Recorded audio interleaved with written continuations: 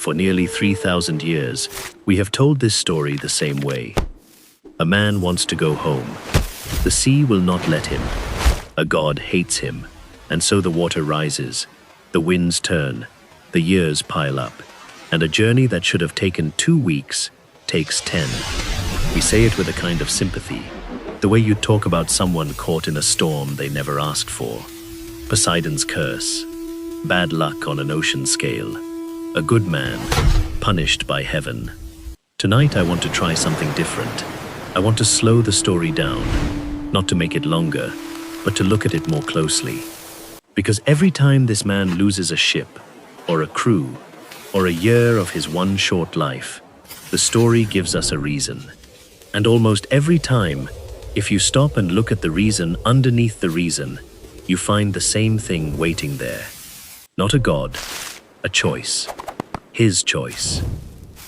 His name is Odysseus, king of Ithaca, and the ancient world called him the most cunning man alive. That is the word they used. Not the strongest, not the bravest, the cleverest, the man of many turns, many tricks, many ways. He is the mind that ended the longest war of his age with a single, unforgettable idea. And he is about to spend 10 years proving something the ancient poets seem to have understood far better than we do.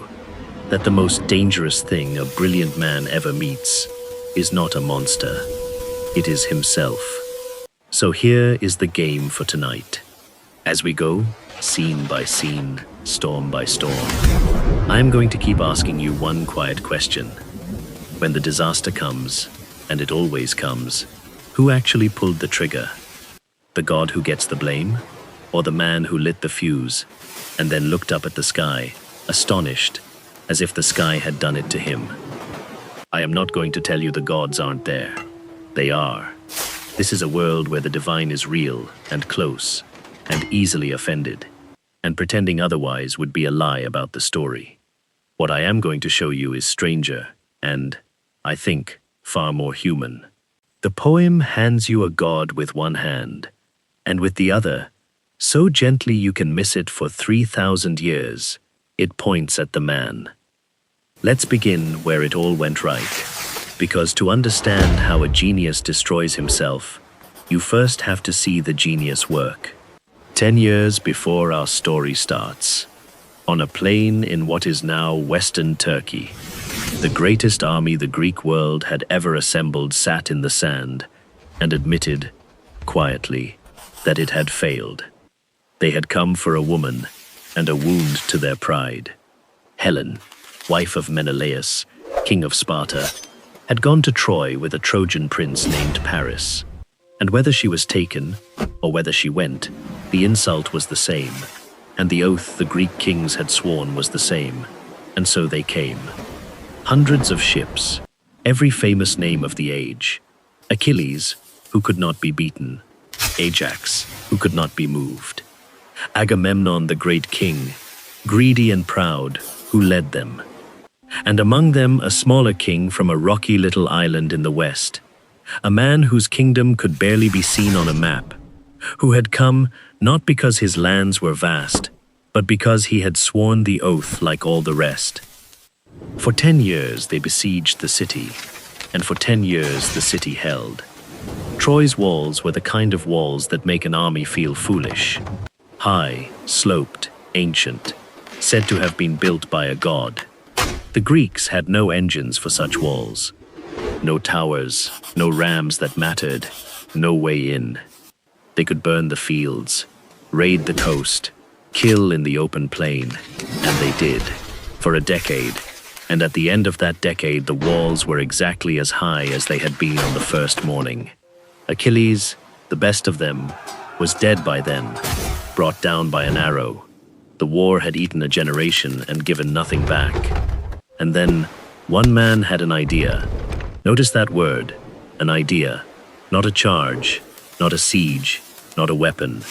The thing that finally broke Troy after 10 years was a thought that occurred to a single clever mind, and the mind was his. Build a horse. An enormous wooden horse, hollow, big enough to hide a handful of the best soldiers in its belly. Leave it on the beach like an offering to the gods. Burn the camp, launch the ships, and sail out of sight over the horizon, so that Troy wakes to an empty shore and a strange and beautiful gift, and the sudden, intoxicating belief that the war is finally, unbelievably over. The Trojans took it in. That is the part people forget. Nobody forced the horse through the gate.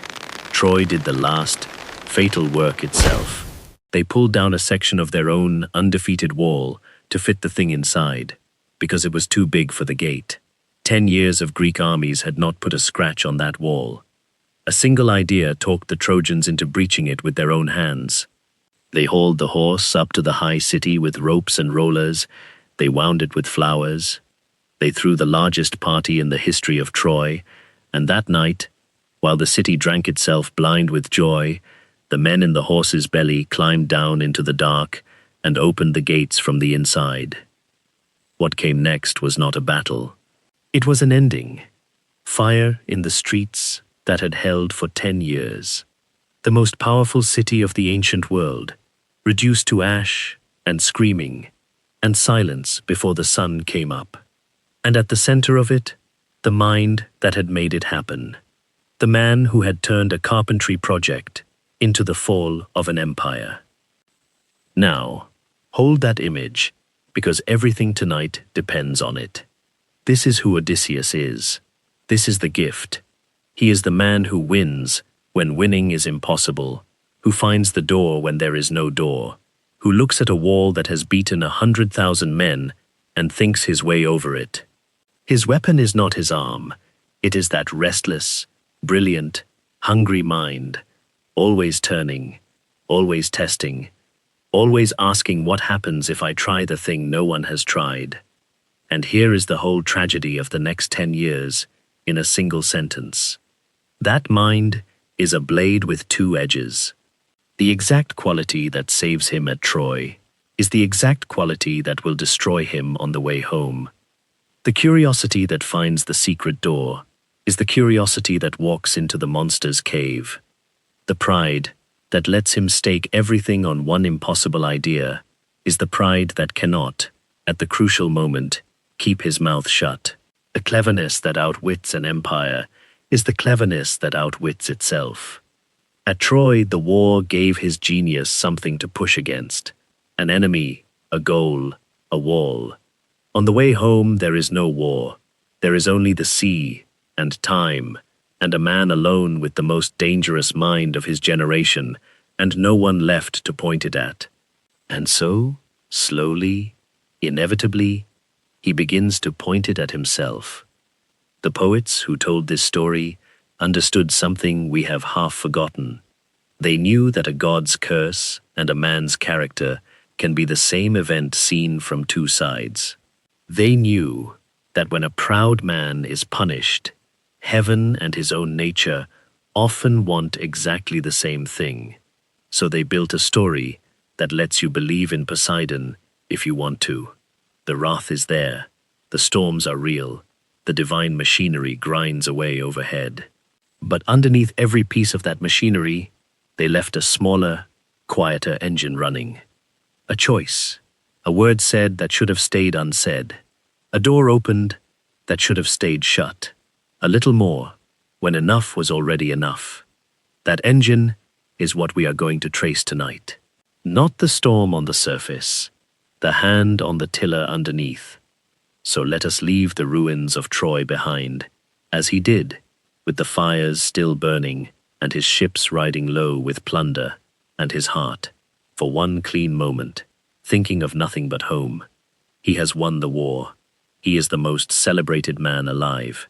Ithaca is a few weeks of good sailing to the west, where his wife waits, and his son, and the throne, and the ordinary life he gave up 10 years ago. He will not see any of it for another 10 years. And the first reason why is going to be entirely, unmistakably, his own.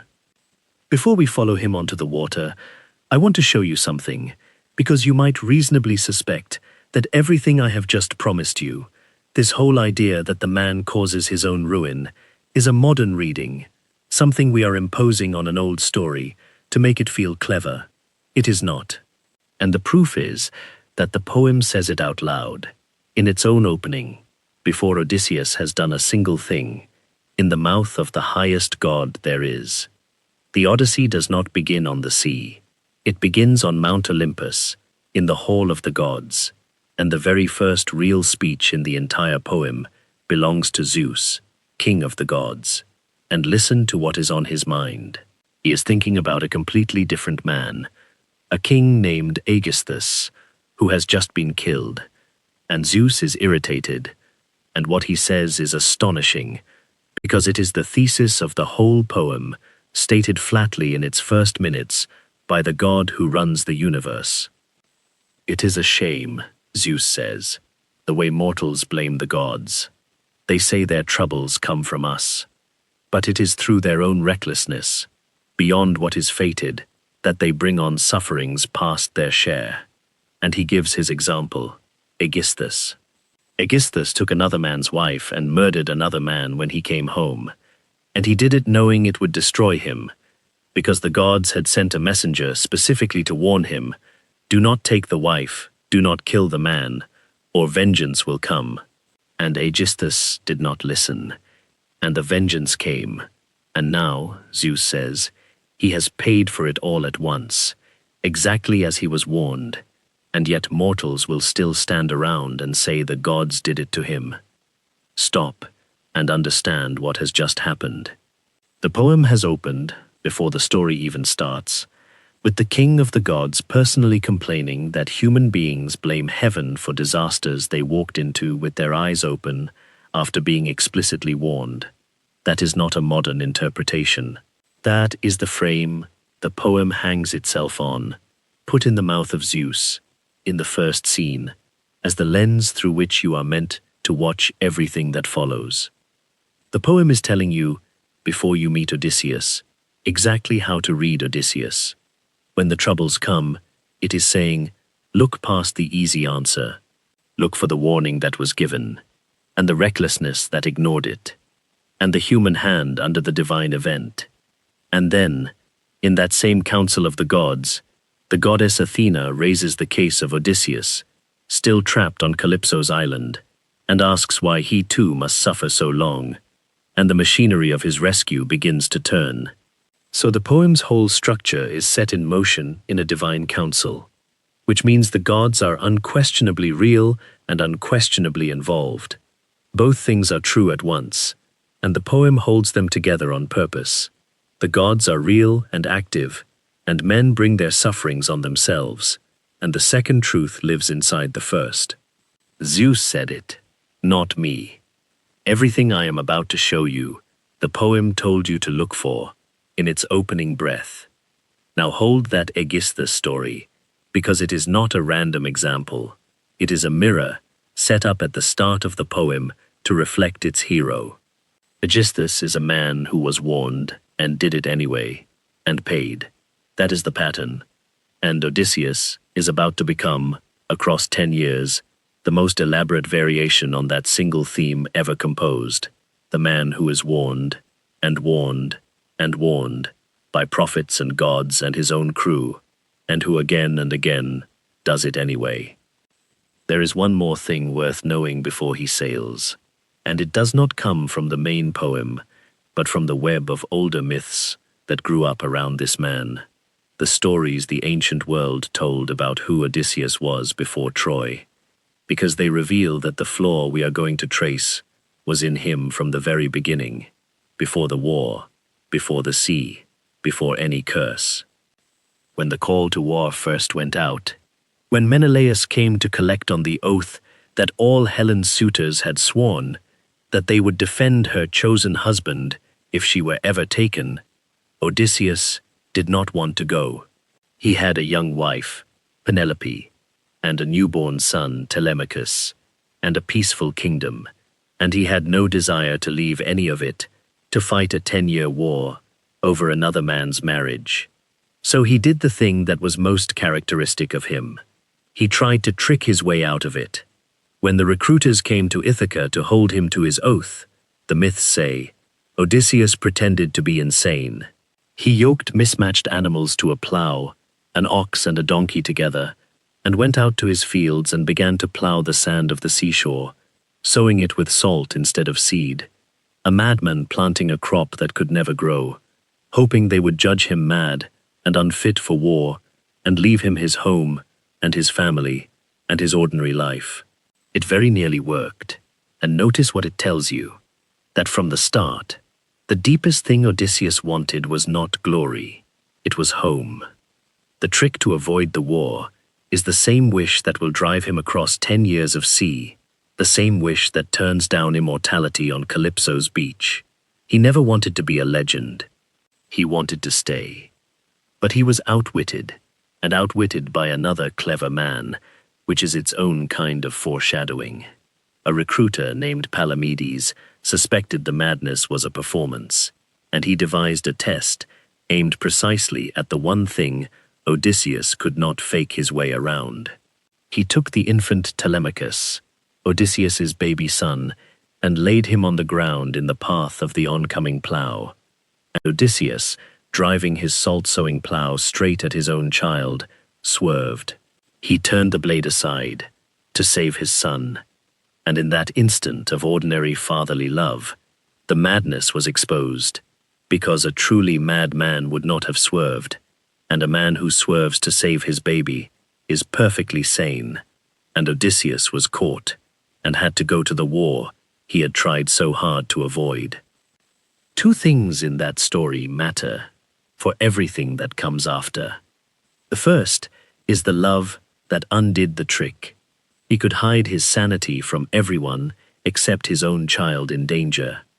That is the man underneath the cunning, and it is the man who will weep on Calypso's beach and cling to the memory of that same son and wife through 10 years of hell. The second is what the myths say he did to Palamedes afterward, and it is much darker, and it completes the portrait. Odysseus never forgave the man who exposed him. Years later, at Troy, he took a cold and patient revenge. He forged evidence, planted gold in Palamedes' tent, framed him as a traitor selling the army to the enemy, and had him condemned and stoned to death by his own side for a crime he did not commit, in payment for a clever trick played years before. That is the whole man, before he ever meets a monster. The love of home so deep he would plow salt to keep it. The cunning that can frame an innocent man so perfectly, the whole army believes it. And the pride, the memory for a slight, the need to win the exchange no matter how long it takes or what it costs, that would destroy an enemy over a trick. Every edge of the blade we are about to watch cut him to pieces was already sharp before he left Ithaca. The sea did not make Odysseus dangerous to himself. It only gave his nature 10 years and an empty ocean to work with. There is a reason the sea is already hostile before Odysseus makes his first mistake on it. And it is not bad luck, and it belongs to the same idea we have been building, because it turns out the entire Greek fleet sailed home into a sea the Greeks themselves had turned against them. The night Troy fell, the victory was not clean. A city being sacked is a horror, and the Greeks, drunk on 10 years of pent-up rage, did not stop at soldiers. They burned temples, they killed at altars, they dragged the helpless from the very shrines where the gods had promised sanctuary. And the most infamous of these acts, the one the myths never forgot, was committed by a Greek called Ajax, not the great Ajax, but the lesser one, the son of Aeolus, who found the Trojan princess Cassandra clinging to the sacred image of Athena in the goddess's own temple, begging the goddess for protection, and tore her away from it by force, defiling the shrine of the very goddess who had helped the Greeks win the war. And the Greeks, celebrating, did not punish him for it. They let the sacrilege stand. And that, the myths say, is when the favor of heaven curdled. Athena, who had fought for the Greeks for 10 years, was so enraged by the desecration of her temple and by the army's refusal to answer for it, that she turned against the very fleet she had championed, and went to Poseidon, and between them they prepared a homecoming of storms for the victorious Greeks. This is why the return from Troy, the nostos, the coming home, became in Greek memory a catastrophe almost as large as the war itself. Ship after ship of the winning side was scattered, wrecked, blown off course, lost. Whole kingdoms of returning heroes came home to ruin, or never came home at all, or came home, like Agamemnon, only to be murdered at their own tables. The Greeks won the war, and then drowned on the way back from it, because in the winning they had insulted the gods, and the sea collected the debt. So understand the water Odysseus is about to sail into. It is not neutral. It is already angry, already primed, already turned against every Greek keel riding on it, because of what the Greek army did in the hour of its triumph. Odysseus sails out of Troy into a sea that heaven has already decided to punish, and this matters enormously for our question, because it means that even the divine hostility he faces is not arbitrary cruelty from above. It too traces back to a human act, to men who went too far in victory and would not answer for it. The pattern holds even here, even at the largest scale. Before Odysseus lights a single fuse of his own, the ocean under him is already burning with a wrath that men, not gods, first kindled. He is not an innocent man sailing a neutral sea that a cruel god decides to trouble. He is one guilty man among a guilty army, sailing home across water his own side poisoned, and he is about to add his private sins to the general one, choice by choice, name by name, until the debt comes due on him alone. The first place Odysseus lands after Troy is not a place any storm drives him to. He chooses it.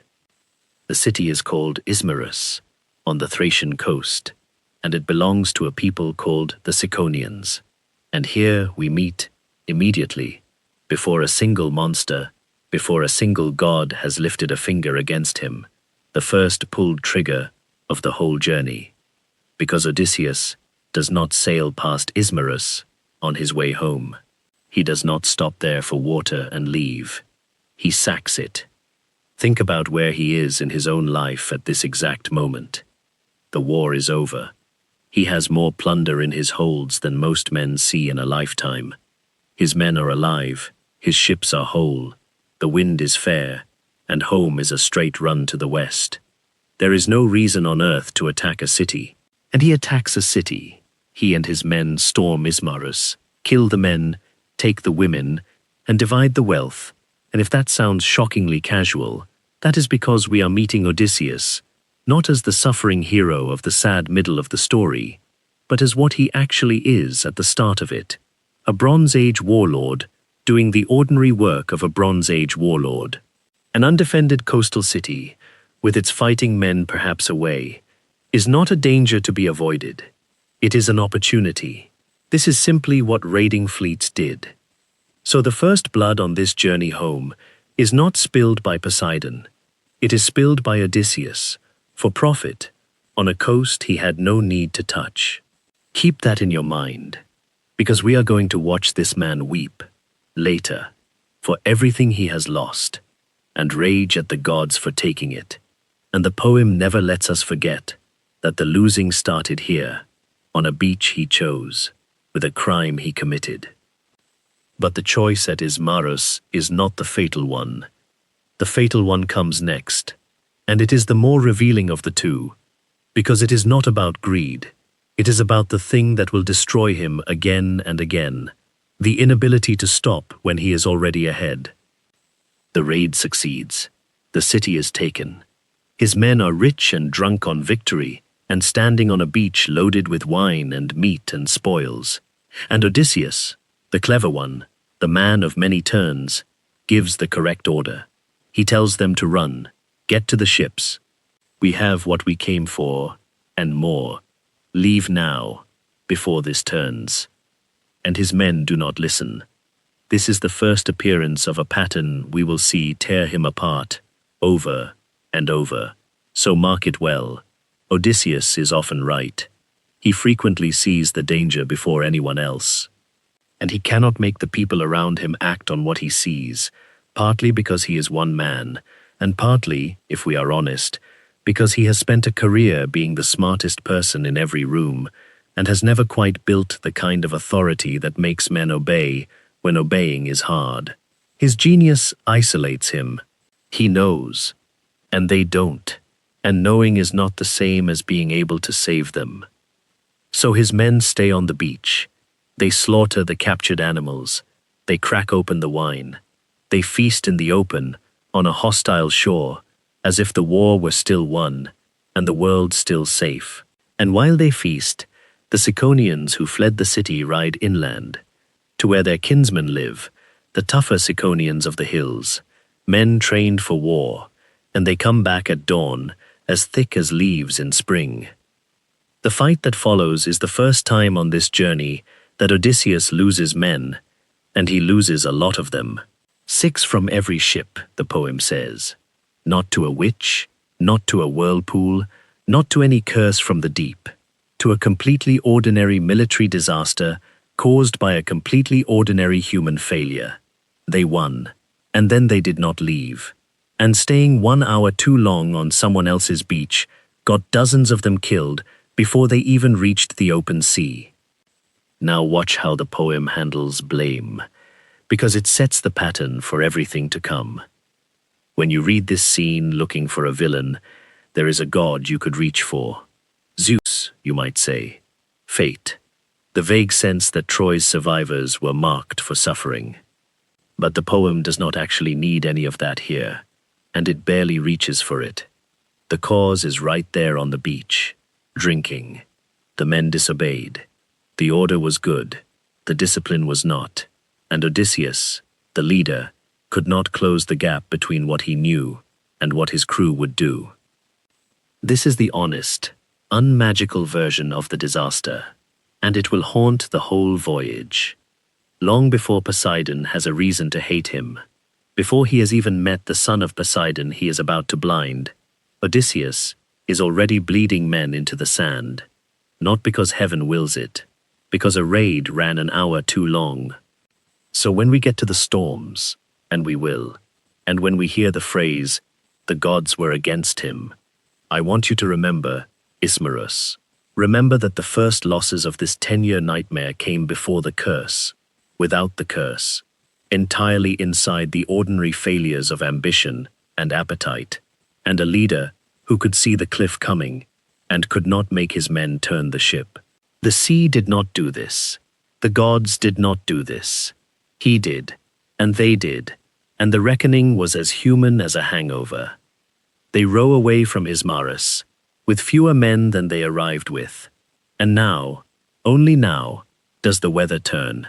A storm comes down out of the north, the real machinery of the sea starting to grind, and it drives them south and west and off the edge of every map they know. And here the poem does something worth pausing on. Up to Ismarus, everything is real. These are real coasts. Cape Malea, the headland they are trying to round to reach home, is a real place, a real cape at the bottom of Greece, and it has been feared by real sailors for as long as there have been sailors. In the age of sail, ships wrecked there by the hundreds, and to this day the sea floor around it is littered with the cargoes of thousands of years of failure. Everything up to that cape you could visit. It is geography. And then the storm takes them past it, and past the last coast anyone recognizes, and out into water that has no name, and the story crosses a line it will not cross back over until the very end. From here on, the map runs out. Bronze Age sailors lived by known coasts the way we live by roads, and Odysseus has just been blown off the last road in the world. Ahead of him is guesswork, and hunger, and wonders, and horrors, and a decade of the strangest journey ever told. But I want you to carry one thing across that line with you. The moment the map ended was a storm. The reason he was out there, thinned and grieving and vulnerable when the storm hit, was a raid he chose and an order his men ignored. The magic starts here, The mistakes started before it. That is the order of things in this poem, and it never changes. The human failure comes first, and the divine punishment arrives to collect on a debt the man has already run up himself. The first strange shore they touch is almost gentle, and that is exactly what makes it dangerous. They have been at sea too long, blown off course, low on everything, and they put in at an island for water and rest. Odysseus sends a small scouting party inland to find out who lives here, which is sensible, which is correct, which is the calm, competent behavior of a good commander. And the people they find are not monsters at all. They are peaceful. They live on the fruit of a plant that grows all over the island, the lotus. And when the scouts arrive, hungry and exhausted, and far from home, the islanders do the kindest thing imaginable. They share their food. They offer the strangers the fruit they live on. There is no cruelty here. No trap, no malice, no God. Just a gift, freely given, to tired men. And the gift nearly ends the entire journey, because the fruit of the lotus does something quiet and total to the mind of anyone who eats it. It does not kill, it does not enslave, it simply erases the wanting. The men who eat it forget, not their memories exactly, their purpose. They forget that they were going anywhere. They lose the ache of home, the pull toward Ithaca, the entire forward motion of their lives, and in its place there is only a soft, warm, endless present, and a single desire that has swallowed all the others, to stay here, and eat, and never leave. Stop and feel how horrifying that is, underneath how pleasant it looks. Everything Odysseus is, everything that makes his story a story, is the wanting, the homesickness, the refusal to stop. The lotus is the first thing in the poem that threatens to end him, and it does it not with teeth, but with contentment. It offers his men the one thing that would make the whole voyage pointless: peace, a reason to stop trying. And several of them take it, and just like that, without a wound, they are gone. Standing, breathing, smiling, and gone. Now, who pulls the trigger here? This one is genuinely different, and it is worth being honest about the difference, because the thesis of this whole story is not, Odysseus causes everything. It isn't. The thesis is that the poem keeps showing you a human hand where you expected a divine one, and part of taking that seriously is noticing the scenes where the hand is not his. The lotus is not his fault. He didn't eat it. He didn't send his men to eat it. The danger here is not a flaw in Odysseus. It is a flaw in being human, in being tired, in wanting rest so badly that you would trade your whole life for it. And so this scene tells us something about the man by contrast, by showing us what he is not. Because when Odysseus finds out what has happened, he does the one thing the lotus cannot make him do. He refuses the peace. He goes and gets his men, the ones already drifting into the sweet nothing, and they do not want to come. They weep. They fight him. They have to be dragged back to the ships and tied down under the benches so they cannot swim back to the shore and the fruit and the forgetting. And Odysseus, dragging his own men away from happiness, out of the soft island and back into the hard sea and the long odds and the 10 more years of suffering, is showing you the engine at the core of him. He cannot stop wanting to go home, not even when stopping is offered as a mercy, not even when his own men are begging to be allowed to give up. The same restless hunger that will destroy him later saves them all here, because it is the only force strong enough to pull a man back from the lotus. His refusal to be content is his flaw and his salvation, and the poem knows it, and it puts the two faces of that quality right next to each other, early, so you can't miss the shape of the man. So we can be fair. The Lotus-eaters are not on him. If anything, they are the first proof of how much of him there is, how deep the wanting runs, that he can look at offered peace and choose the sea instead. Hold on to that fairness, because we are about to arrive at the cave, that changes everything. And there the fairness runs out. There, the danger is not being human. There, the trigger is his, and his alone, and the price for pulling it is 10 years and every man he has left. They row away from the island of the Lotus, with the weeping men tied down and the wanting restored, and ahead of them, across a stretch of unmapped water, lies a green and pleasant coast dotted with caves, and the smoke of shepherds' fires, and the largest, most catastrophic mistake this brilliant man will ever make. Of everything that happens in the 10 years, this is the one that matters most. And not because it is the scariest. It is the scariest. But that is not why it matters. It matters because this is the scene where Odysseus, with his own mouth, writes the curse that ruins his life, and then spends the rest of the poem blaming the god who merely delivers it. If you understand the cave of the Cyclops, you understand the whole thing. So we are going to take our time here. They come to a wild, rich coast, untamed, unfarmed, a place where things simply grow, and no one plants them. It is the land of the Cyclopes, a race of one-eyed giants. And these are not the noble smiths of the older myths who forged Zeus his thunderbolts. These are their brutish cousins, herders and cave-dwellers, lawless, each keeping to his own cave and his own flock, with no assemblies, no shared customs, no gods they fear enough to obey. That last detail matters more than it sounds.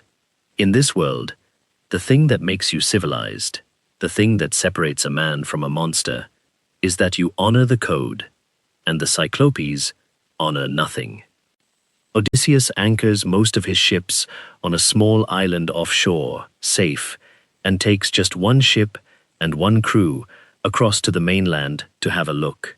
And here is our first trigger, small and easy to miss, and he confesses it to us himself. He does not go to the giant's country because he has to. He goes because he wants to see. He tells us, in his own account of it later, that he wanted to find out what kind of men lived there, whether they were wild and lawless, or whether they honored strangers and feared the gods. In other words, curiosity. The exact same curiosity that found the way over the walls of Troy. He could have watered his ships on the safe island and sailed on. Instead, the restless mind wants to know what is in the cave, and so he walks toward it, and he brings his best men with him, and he brings, notice, a skin of unusually strong, dark wine, as a gift, because some part of him is already imagining a host, a guest exchange, a story to tell. They find a cave, enormous, full of the signs of wealth, pens of lambs and kids, racks of drying cheese, pails and bowls swimming with milk. The owner is out with his flock, and Odysseus's men, sensibly, beg him to do the obvious thing, grab some cheeses, drive off some of the animals, and run for the ship before whatever lives here comes back. It is exactly the right call. It is exactly what they should do, and it is exactly what he refuses to do. This is the second trigger, and it is the one that seals them in. Odysseus overrules his frightened, correct men because he wants to meet the owner. He admits this too, in his own telling. He wanted to see the creature. He wanted to know if the giant would give him a guest gift, the way a proper host gives a gift to a stranger who comes to his door. He is curious, and he is proud, and there is a part of him that wants the encounter, the story, the test of wits, and so he sits down in a monster's house to wait for the monster, against the advice of every man with him. Let us be clear about what has happened before Polyphemus has done a single thing. No god has trapped Odysseus in this cave. No storm has blown him into it. No curse is operating. He walked in of his own free will, ignored his crew's plea to leave, and chose to stay and wait, out of curiosity and pride, and the hope of a gift. When you look for the hand that pulls the trigger on the Cyclops disaster, it is not divine, and it is not the giants. It is Odysseus, sitting down to wait in a cave he was begged to flee. The giant comes home. His name is Polyphemus, and he is a son of Poseidon, though Odysseus does not know that yet, and it will not matter for a while. He drives his flock in, and then he does the thing that turns the cave into a tomb. He lifts a boulder across the entrance, a stone so vast that, as the poem carefully tells us, 22 wagons could not have shifted it. Now the men are sealed inside with a giant, and they cannot leave, because the door is a rock, only the giant can move. Odysseus tries the code first. He speaks up, names them as Greeks, coming home from the great war at Troy, and asks for the hospitality that is owed to strangers, the guest gift, the protection that in his world every host owes every guest, because Zeus himself watches over strangers and beggars. It is a reasonable speech. In any human hall it would work. Polyphemus laughs at it. He tells Odysseus that the Cyclopes care nothing for Zeus, that they are stronger than the gods, and then, to make the point, he reaches out, seizes 2 of the men, dashes them against the ground like puppies, and eats them, raw, bones and all, and lies down to sleep among his sheep with a full belly. And here, Odysseus shows us the other edge of the blade, the good edge, the one that makes him a hero and not just a fool. His first instinct is to draw his sword and drive it into the sleeping giant's chest, and he could do it. The rage is right there. And he stops himself, because he thinks. He realizes that if he kills Polyphemus, they all die anyway, sealed in forever, behind a stone no man can move, slowly starving beside the corpse of the thing that could have opened the door. The situation is a locked-room puzzle with a monster in it, and the only tool that can solve it is the exact mind that got them trapped in the first place. Curiosity walked him into the cave. Cleverness is going to have to walk him out. What follows is the most famous trick in the poem, and it deserves its fame. The next day, after the giant has eaten more of the men and gone out with his flock, sealing them in again behind the stone, Odysseus makes a plan. He finds a great staff of olive wood, as big as a ship's mast, and he and his men sharpen one end to a point, and harden it in the fire, and hide it. And when Polyphemus comes home that evening and eats his human supper, Odysseus steps forward, humble, generous, holding out the skin of strong dark wine he so carefully brought, and offers the giant a drink to wash down the meal. Polyphemus has never tasted wine like this. It is far stronger than anything the Cyclopes make, and he drinks, and demands more, and drinks again, and a warm, monstrous good humor comes over him, and he decides to reward this generous little guest. He asks Odysseus his name, so that he can give him the guest gift he asked for, and Odysseus gives him the trick that will echo for 3,000 years. My name, he says, is Nobody. Nobody is what my mother and father call me. Nobody is what everyone calls me. And the giant, delighted, drunk, grants his guest gift. Nobody, he says, I will eat you last, after all your friends. That is my gift to you. And he topples over into a wine-black sleep. Now they move. Odysseus and his chosen men heat the great olive stake in the embers until it glows, and they lift it, and they drive it into the giant's single eye, and they lean on it and turn it the way a shipwright turns a drill, and the eye hisses and bursts, and Polyphemus wakes screaming, a scream so vast it brings the other Cyclopes of the island running to his cave in the dark. And this is where the trick pays off. The reason the false name was genius and not just a game. The other Cyclopes stand outside the blocked cave and shout in to their brother, "Who is hurting you? Who is killing you? Is someone driving off your flocks? Is someone taking your life by force or by cunning?" And Polyphemus, blind, roaring, in agony, shouts back the only answer he has: "Nobody. Nobody is killing me. Nobody is hurting me by cunning or by force." And his neighbors, hearing that nobody is hurting him, conclude that he is either sick or mad, that this is some sickness sent by the gods that no one can help, and they tell him to pray to his father, and they go home. The word that would have saved him, a name, an enemy, a direction to send help, has been surgically removed from his mouth by a mind that thought of everything. Odysseus has weaponized a pun. He has turned language itself into a lock. It is, genuinely, brilliant. It is the Trojan horse again, in miniature, in the dark. The impossible problem solved not by force, but by an idea so clever the enemy helps carry it out. But they are still trapped. The giant is blind but alive, and the stone still seals the door, and only the giant can move it. So Odysseus solves that too. In the morning, Polyphemus rolls the stone back to let his flock out to graze, but he sits in the doorway, with his hands spread, feeling the back of every animal as it passes, certain the little men will try to run out among the sheep. And Odysseus has already thought past him. He lashes his men to the undersides of the great rams, hidden in the wool of the belly where the blind hands cannot reach, and he himself clings beneath the biggest ram of all. And one by one the sheep walk out to pasture, carrying the men beneath them, past the groping fingers of the giant who is sure, absolutely sure, that no one can get past him. There is even a terrible tenderness in it.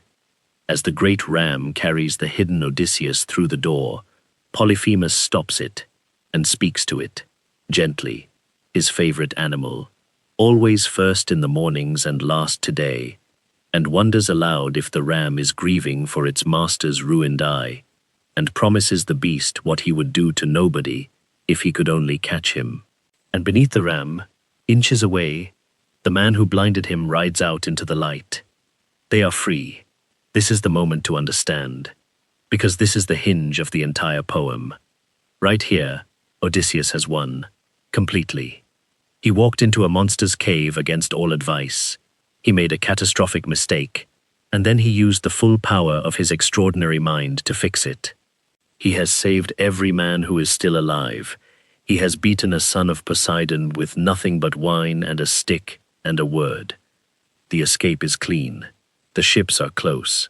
All he has to do now is get in the boat and row away in silence, and the whole thing becomes the greatest sea story any of them will ever tell.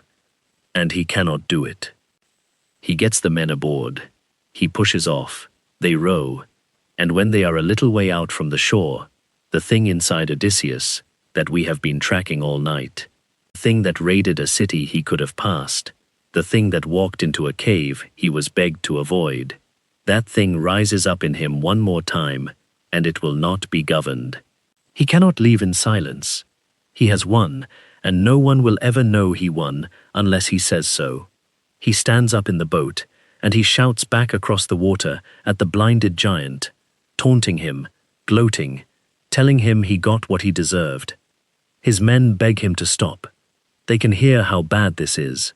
The giant, following the voice, tears a peak off a mountain and hurls it in the direction of the sound, and it nearly swamps them, and they row like madmen to get clear, and his men, terrified, plead with him, "Leave it. Why are you provoking a creature that throws mountains? Be quiet. For the love of the gods, be quiet." And he will not be quiet, because winning is not enough for him. It has never been enough. He needs the credit. He needs his name on the victory.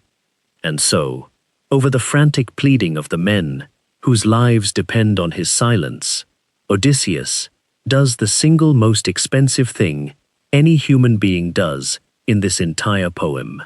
He tells the Cyclops his name. "If anyone asks who blinded you," he shouts, "who put out your eye, tell them it was Odysseus, sacker of cities, son of Laertes, whose home is in Ithaca." There it is. That is the trigger. Not the cave, not the wine, not the stake. Those were mistakes and rescues, folly and genius. And they cancel out. A man who blinds a giant and escapes has broken even with the world. This is the line that does not cancel out. This is the moment a brilliant escape becomes a 10-year catastrophe, and it is caused by nothing but the need to be known, the ego that cannot bear an anonymous victory, the pride that would rather be famous than be safe. Because now the giant has the one thing the false name was designed to keep from him. He has the name. And the giant lifts his blind face to the sky and he prays. And remember who his father is, and listen to what he asks for. He does not ask for Odysseus to die. He asks his father Poseidon for something far more precise and far crueler. He prays that Odysseus never reach his home. Or, if it is truly fated that he must reach it, that he come home late and broken, in a stranger's ship, having lost all his companions, to find trouble waiting in his house. Read that prayer again and understand what you are hearing. You are hearing the plot of the rest of the poem. Every single thing that happens to Odysseus from this point forward, the lost years, the drowned crews, the stranger's ship that finally carries him home, the 100 men eating his estate when he arrives, all of it is in this prayer. The curse is not some random divine cruelty that falls on an innocent man. It is a specific answer to a specific act. Odysseus shouted his name to feed his pride, and the shape of his suffering for the next 10 years is cut precisely to the shape of that shout. And Poseidon hears his son and grants it. So here is the question the whole night keeps asking, and here is where the answer stops being subtle. Who cursed Odysseus? Poseidon did. That is true, and the poem means it. But Poseidon only had a name to curse because Odysseus handed it to him, over the screams of his own men, for no reason except that he could not stand to win in silence. The god pulled the trigger. The man loaded the gun, chambered the round, put it in the god's hand, and told him where to aim. We will watch Odysseus, for the rest of this story, lift his face to the sky and grieve at the cruelty of the sea, the unfairness of Poseidon, the gods who will not let him rest. And every time he does, I want you to hear, underneath it, the sound of his own voice, carrying across the water from that boat, shouting a name he was begged to keep to himself. He is a man haunted by a curse, but the curse has a human author, and the author is him. They row away from the land of the Cyclopes, with the mountain splash still settling behind them, and the prayer already climbing to the ear of the sea god. Odysseus does not know yet what he has done. He thinks he has escaped. He has, in fact, just begun the 10 years, and the next island they touch will show us the pattern in its purest, cruelest form, because there, for the only time in the whole voyage, he will get all the way home, and then throw it away in his sleep. The next island is the only place in the whole 10 years where the story lets Odysseus taste success, and what he does with it tells you everything. They come to a floating island, a strange, bright fortress, ringed with unbreakable bronze, ruled by a man named Aeolus. Aeolus is not quite a god, and not quite an ordinary king. He is the mortal keeper of the winds, granted by the gods the power to still them and rouse them as he pleases. And he lives on his floating island in a kind of endless feast, with 6 sons married to 6 daughters, a closed and happy world. He takes Odysseus in as an honored guest, and he does the thing the whole poem measures men by. He offers true hospitality. For a full month he houses them, feasts them, and listens, and Odysseus tells him the great story of Troy. And Aeolus loves the telling, and when at last Odysseus asks to leave, Aeolus does not just let him go. He gives him a gift, and it is the most valuable gift anyone gives Odysseus in the entire poem. He gives him the winds. Aeolus takes all the winds that could blow a ship off course, every gale and gust that could delay a homecoming, and he binds them up in a bag, an oxhide sack, tied shut with a bright silver cord, and he stows it in Odysseus's ship. And then he calls up the one wind Odysseus needs, the gentle west wind, to carry the fleet straight home. The dangerous winds are sealed away. The helpful wind is set loose. It is a clear path to Ithaca, a guaranteed homecoming, hand-delivered. All Odysseus has to do is not open the bag. For 9 days and nights it works perfectly. The west wind carries them, the fleet runs straight and true, and Odysseus, the poem tells us, holds the sheet himself the entire time. He will not hand the rope to anyone. 9 days without sleep, gripping the line, trusting no one, because he is so close, because it matters so much, because if he wants a thing done right, he must do it himself. On the 10th day, they raise the coast of Ithaca. They are so close.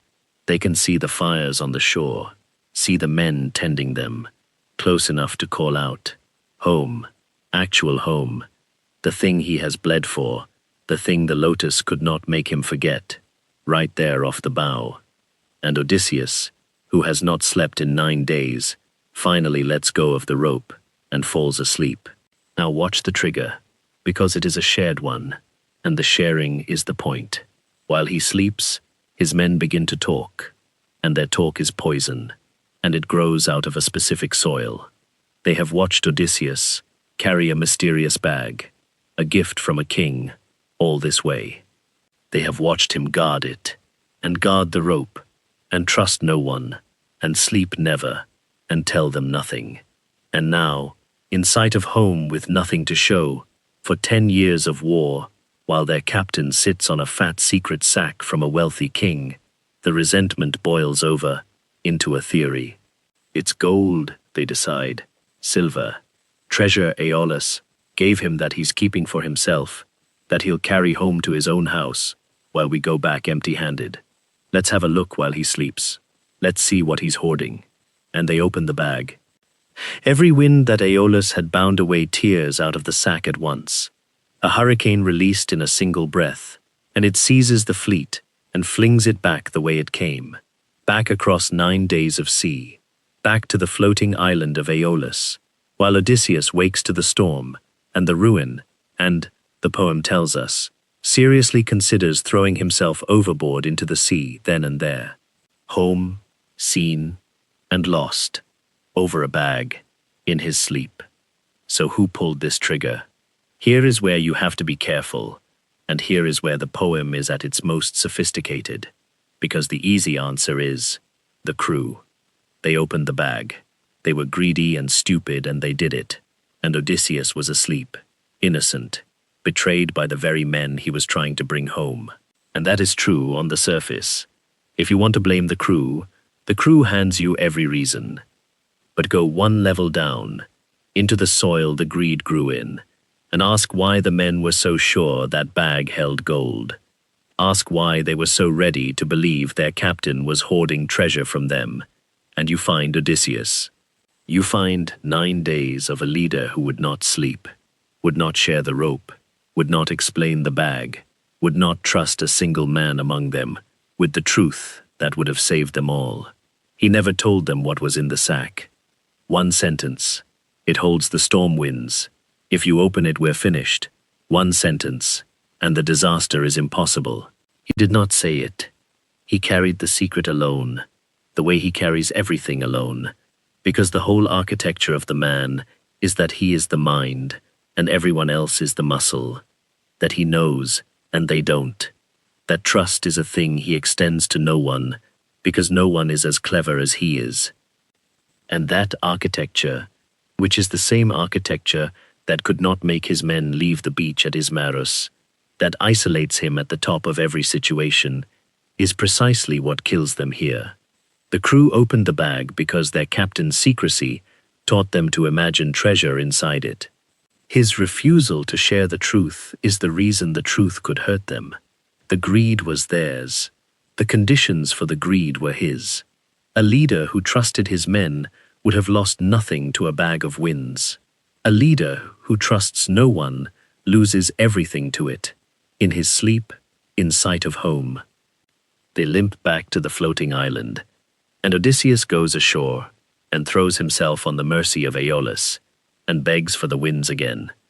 And Aeolus, who a month ago was the soul of hospitality, looks at this man who was given a clear path home and lost it, and does something chilling. He drives him out. "Get off my island," he says. "Worst of living men. I cannot help a man the gods so plainly hate, for only a man cursed by heaven could be flung back here, after being given everything he needed to get home." That is the first time in the poem someone looks at Odysseus's misfortune and reads it as a curse. And I want you to notice that even here, even now, the reading is only half right. Aeolus assumes a god must hate Odysseus, and a god does, though Aeolus doesn't know the story. But the thing that actually flung him back to this island was not the god. It was a bag opened by resentful men who resented him for reasons he built himself. Aeolus sees the divine explanation and never guesses the human one underneath it, and neither, for the rest of his life, will Odysseus. From here on he will believe, with total sincerity, that the gods will not let him home. And he will be right, and he will also be missing the point, because the gods are collecting a debt his own hands keep signing for. They row away from the floating island, with no wind at all now, no bag, no gift, no gentle west wind pushing them home. They have to make their own way across dead water with their own arms, and the poem says they rowed in despair, and well they might, because they have just been closer to home than they will be again for years, and they threw it away over a sack of wind. And the next shore they find will not offer them a bag to open or a giant to trick. It will simply eat them. The disaster at the land of the Laestrygonians is the fastest and largest of the entire voyage, and it is worth slowing down precisely because of how fast it is, because in its speed it hides a small human choice that costs Odysseus almost everything he has left. They come, rowing, exhausted, to a harbor, and it is a beautiful harbor, and that is the trap. It is a deep, sheltered inlet with high cliffs on both sides and a narrow mouth, the kind of harbor that promises perfect protection from the sea.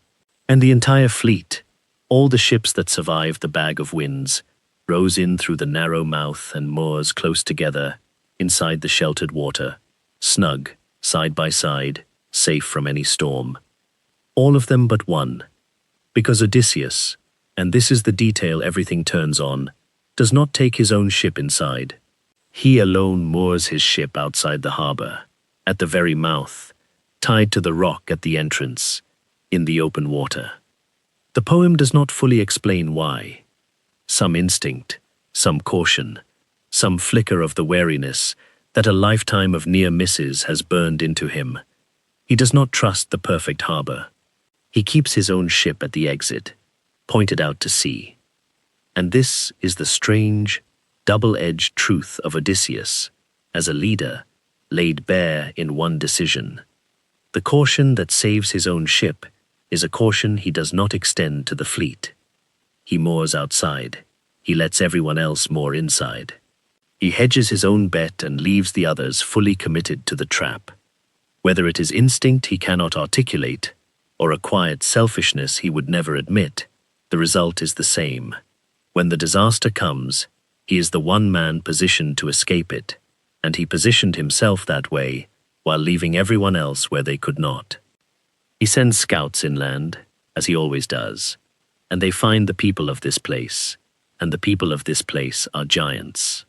Not one giant, like the Cyclops, a whole city of them, the Laestrygonians, enormous and many and hungry, and they are cannibals, and when they understand what has wandered into their harbor, they do not hesitate. They come to the cliff edges above that beautiful sheltered inlet, and they look down at the fleet packed helplessly into the water below them, trapped by the very narrowness that made the harbor feel safe, and they begin to throw stones, boulders. They rain rock down onto the crowded ships, staving them in, and they spear the men in the water like fish, and they carry them off to eat. The whole fleet dies in that harbor, ship after ship after ship, Everything that survived Troy and Ismarus and the Cyclops and the Bag of Winds, splintered and sunk and butchered in a few horrific minutes, because they moored inside a killing bottle with a narrow neck. And one ship gets out. One. Odysseus's, the ship moored at the mouth, pointed at open water, and Odysseus draws his sword and cuts the mooring line himself, and screams at his men to row for their lives, and they tear out through the narrow mouth, over the wreckage of their friends, and into the open sea, and they are the only ones. Of the 12 ships that left Troy, 11 die here, in minutes, all at once. So who pulled this trigger? The Laestrygonians, obviously. They are the teeth. But sit with the harbor a moment longer, because the poem chose these details on purpose. It did not have to tell us that Odysseus moored outside, while the others moored in. It tells us because it wants us to feel the thing that is so uncomfortable about this man's survival, that he keeps living while his men keep dying, and that this is not entirely luck. He is the one who sensed the harbor was wrong and acted on the sense for himself. He is the survivor because he is the wariest man alive, and he is alone among the wreckage because his wariness protects him first, and the fleet second, or not at all. There is no curse needed to explain the Laestrygonians. There is only a trap that looked like safety, a fleet that trusted it, and a captain whose gift for smelling danger saved exactly one ship, his own. He is down to a single ship now, and a single crew, out of the great fleet he led away from a war he won. Everything after this happens to one boat. And the poem, having stripped him down to that, having killed 11/12 of his men in a single harbor, now sends the last ship to an island where the danger is not a giant or a storm, but something far more intimate, and far more revealing of who Odysseus really is, when no one is trying to eat him. A beautiful woman, a warm bed, a full table, and the slow, sweet temptation to simply stop. The island is called Aeolus, and it is the home of a goddess named Circe, and what happens there is not a disaster in the way the harbor was a disaster. No one dies, and that is exactly why it belongs in this story, because Circe shows us a different way for Odysseus to lose himself, one that has nothing to do with monsters and everything to do with what he wants when the fighting stops. They land, wrecked and grieving, having just watched most of their friends die, and for 2 days they simply lie on the beach, hollowed out. On the 3rd day, Odysseus climbs a rise to look at the island and sees smoke rising from deep in the woods. One thread of smoke, a hearth, someone home. And here, for once, he does the cautious thing. Burned by the Cyclops, thinned by the Laestrygonians, he does not march the whole crew toward the smoke. He splits them, 2 groups, and draws lots for who scouts and who stays, and the lot falls to a party led by a man named Eurylochus, and off they go into the trees, while Odysseus waits by the ships. They find her house in a clearing, and around it something that should have stopped them cold.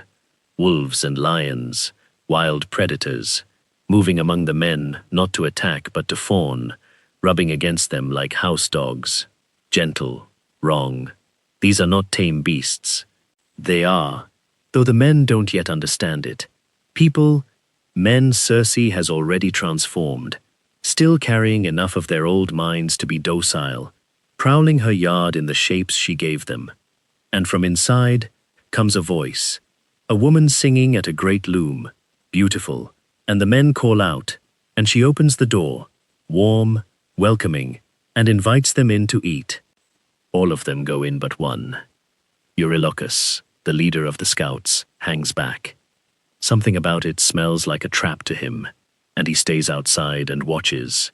And so, he is the one who survives to tell the tale. The others sit down at Circe's table, and she feeds them, and into the food she works her drugs, and when they have eaten she strikes them with her wand, and they are pigs. Actual pigs, penned in her yard, with the minds of men trapped inside, weeping, and she throws them acorns and moss to eat, and goes back to her loom. Eurylochus runs back to the ship, so shaken he can barely speak, and tells Odysseus his men are gone. Odysseus does the heroic thing, the reflexive thing, the thing that is genuinely admirable about him. He does not hesitate. He takes up his sword and his bow, and tells Eurylochus to lead him back to the house. And when Eurylochus, terrified, begs him not to go, begs him to just leave, to sail away and save the rest, Odysseus refuses, and goes anyway, alone, toward the witch, who turns men into animals, to get his people back. Whatever else he is not a man who abandons his crew to save himself. Not here. On the path a young man meets him, and it is the god Hermes in disguise, and Hermes does for Odysseus the thing the gods occasionally do in this poem. He helps. He gives Odysseus a herb, a plant called moly, black-rooted and white-flowered, that will make him immune to Circe's drugs, and he tells him exactly how the encounter will go and exactly what to do. Eat this, and her potion won't touch you. When she strikes you with her wand, draw your sword and rush her as if to kill her. She will be terrified, and she will invite you to her bed. And do not refuse her, because she can free your men, but first make her swear a great oath to do you no harm once you are disarmed, or she will unman you and leave you helpless. And it happens just as Hermes said. Circe feeds Odysseus, and strikes him, and tells him to go join his friends in the pigsty, and nothing happens, and she recoils in astonishment, because no one has ever resisted her, and Odysseus draws his sword and rushes her, and she folds instantly, and does exactly what Hermes predicted, and Odysseus, protected by the oath, agrees. She turns his men back from pigs to men, younger and taller and handsomer than before, and she opens her house to all of them, and the danger, apparently, is over. Except that this is where the real Circe episode begins, and it is the part that belongs to our story, because now there is no drug, and no wand, and no spell, and Odysseus stays anyway. For a year. Read that again. A full year. Circe's house is comfortable. The food is endless. The wine is good. The goddess is beautiful and shares his bed. His men are safe and fed, and, for the first time in a long time, not dying. And Odysseus, who dragged his weeping men off the island of the Lotus, because he could not bear to stop wanting home, stops. He settles in. The days become weeks, become seasons, become a year, and the poem is very precise and very quiet about it. It is not Circe who keeps him now. The spell is broken. He is not a prisoner. He is a guest who does not leave, because leaving is hard and staying is sweet, and the man who could not be made to forget Ithaca by magic is perfectly capable of forgetting it. For a year, all on his own, given a warm bed and no immediate reason to row. Who pulls this trigger? No one is thrown at him. No god delays him here. The delay is entirely, nakedly his. And what makes it matter is that we have already seen him refuse exactly this on the island of the Lotus. There, offered contentment, he chose the hard sea. Here, offered contentment, he takes it. And the difference is not the temptation. The difference is that here it is comfortable and slow and disguised as recovery, and that is how it gets him. The Lotus was too obviously a trap to fall for. Circe's hospitality is a trap that looks like healing, and he lives in it for a year, and the year is simply gone, subtracted from his one life, and from the years his wife and son are waiting, and nothing supernatural took it. He gave it away. It is his own men, in the end, who wake him up. After a year, they come to him and say, plainly, what he should have been saying to himself. It's time. If we are ever meant to get home, we have to go. Master, remember Ithaca. And Odysseus hears it, and is stung by it, and agrees. And this is one of the small, honest devastations of the poem. That the homesick hero had to be reminded of home by the very men he leads. Because he, the one who wanted it most, was the one who had let the wanting go quiet in a comfortable house. He goes to Circe and asks to leave, and she does not stop him. But she tells him that before he can go home, he must first go somewhere no living man wants to go. He must sail to the very edge of the world, to the house of the dead, and there summon a ghost, the spirit of the blind prophet Tiresias, the only one who can tell him the way home and what waits for him on it. And Odysseus, who a year ago rushed a witch with a sword to save his men, now hears that he must go down among the dead, and his heart breaks, and he weeps, because he has just remembered what it costs to keep going, and how far he still is from done. They prepare to leave, and here the poem plants a small, cruel seed for later. On the last morning, a young member of the crew, a man named Elpenor, the youngest, no great fighter, has slept off the last night's wine up on Circe's roof to catch the cool air. Woken by the noise of departure, still drunk, he forgets where he is, and instead of climbing down the ladder, he walks straight off the roof and breaks his neck and dies. There, on the last morning, of nothing, of wine and a wrong step. No monster, no god. A boy who drank too much and fell off a roof on the way to the boat. The crew, hurrying, does not even notice he is gone.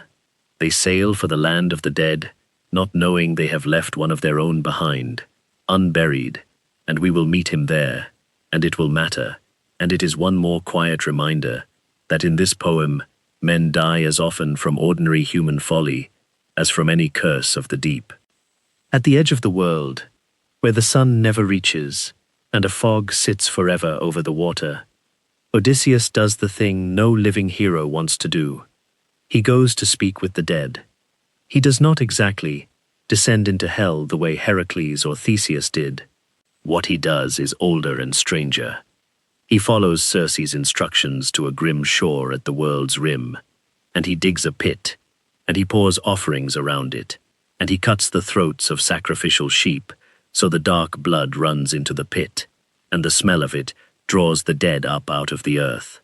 They come in a great crowd, the shades of the dead, brides and young men, and old worn soldiers and girls, moaning, crowding toward the blood, and Odysseus has to draw his sword and hold them back, because the dead are desperate for it, and only the one he came for may drink first. And the first ghost that comes is not the prophet, it is Elpenor, the boy who fell off the roof.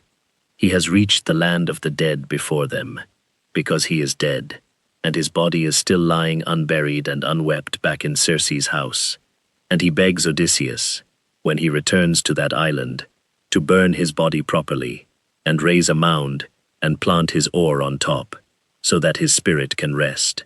And Odysseus promises. It is a strange and human note to open the underworld with. Before any prophecy, before any grand vision of fate, a small dead boy asking not to be forgotten, a reminder of the cost of hurrying, of the crewmen left behind in the rush to leave. Then comes Tiresias, the blind prophet, and he drinks the blood, and he speaks, and what he says is the closest thing this poem has to a map of the future. So listen closely, because it names the last great trigger of the voyage before it happens.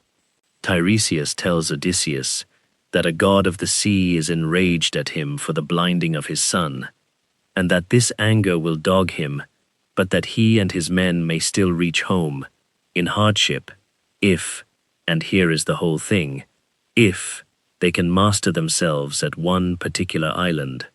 They will come, Tiresias says, to an island where the cattle of the sun graze, sacred herds, and if they leave those cattle untouched, hard as it may be, they may all still get home.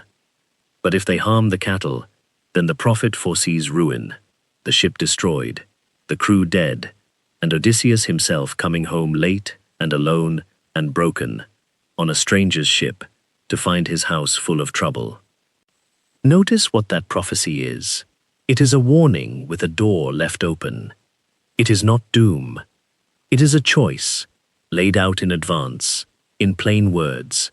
Leave the cattle alone, and you live. Touch them, and you die.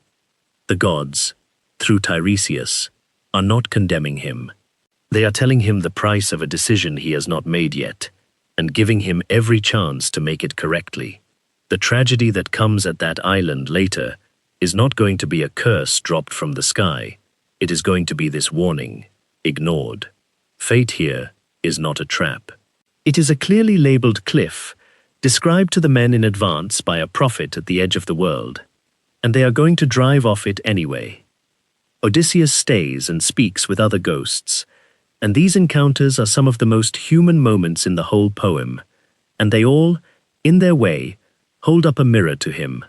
He meets his own mother, who died of grief, waiting for him, waiting for a son who never came home, and he does not even know she is dead until her ghost tells him, and he tries 3 times to embrace her, and 3 times his arms pass through her like smoke or a dream, and there is no scene in the poem that says more plainly what his long absence costs the people who love him.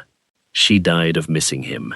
That is the price of the years, translated into one ghost he cannot hold. He meets Agamemnon, the great king who led them all to Troy, and Agamemnon is dead, and the story of how he died is a warning aimed straight at Odysseus' own future. Agamemnon came home from the war, all the way home, victorious, only to be murdered at his own homecoming feast by his wife and the man she had taken while he was gone. The great king survived 10 years of war and did not survive his own dining hall, and he warns Odysseus, "Come home carefully, come home in secret. Do not trust that the war being over means the danger is over, because the most dangerous ground of all might be your own house."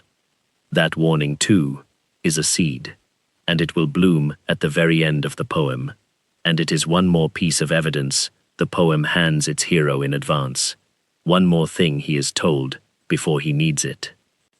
And he meets Achilles, the greatest warrior who ever lived, the man who chose a short and glorious life over a long and ordinary one, and Odysseus, trying to comfort him, says, "Surely you are a king among the dead.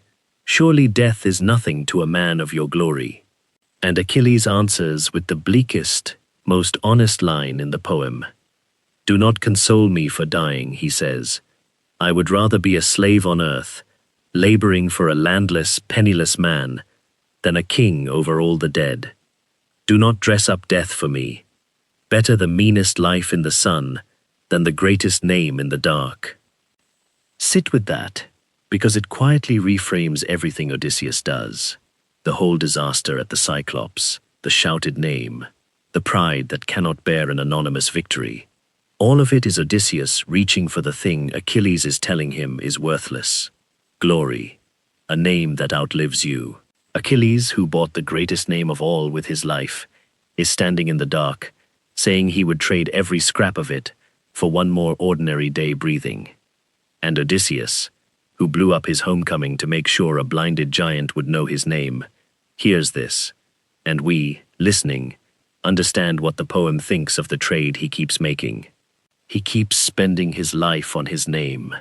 The greatest name holder in history has just told him, from the far side of death, that it was not worth it. He fills himself with the dead, and their warnings, and their mirrors, until fear finally drives him back to the ship, up out of the fog at the world's edge, and back toward the living sea. He carries with him a prophecy that is really an instruction, a homecoming that is really a warning, and a conversation with a dead hero that is really a verdict on his whole way of being. He has been handed, at the house of the dead, everything he needs to get home alive. Whether he can use it is another question, and the next stretch of sea is going to test the one thing the underworld could not give him. Not knowledge, but self-control. They return to Circe's island first, to bury Elpenor, the boy left on the roof, exactly as his ghost begged. Odysseus keeps that promise. They burn his body, raise a mound, plant his oar on top. It is a small thing, but it is one of the few debts in the poem that Odysseus pays in full, and it matters that he pays it, because it shows he heard the dead. The question is whether he heard the warnings as well as the requests, and the next 3 trials will answer it. Circe, before they leave, tells Odysseus what is coming, in order, with instructions, and this is crucial to everything that follows. He is not sailing blind into these dangers. He is sailing into them fully briefed. First, she says, you will pass the Sirens. The Sirens are among the most misunderstood dangers in the whole poem, because we have softened them over 3,000 years into something almost pleasant, singers on a rock. They are not pleasant.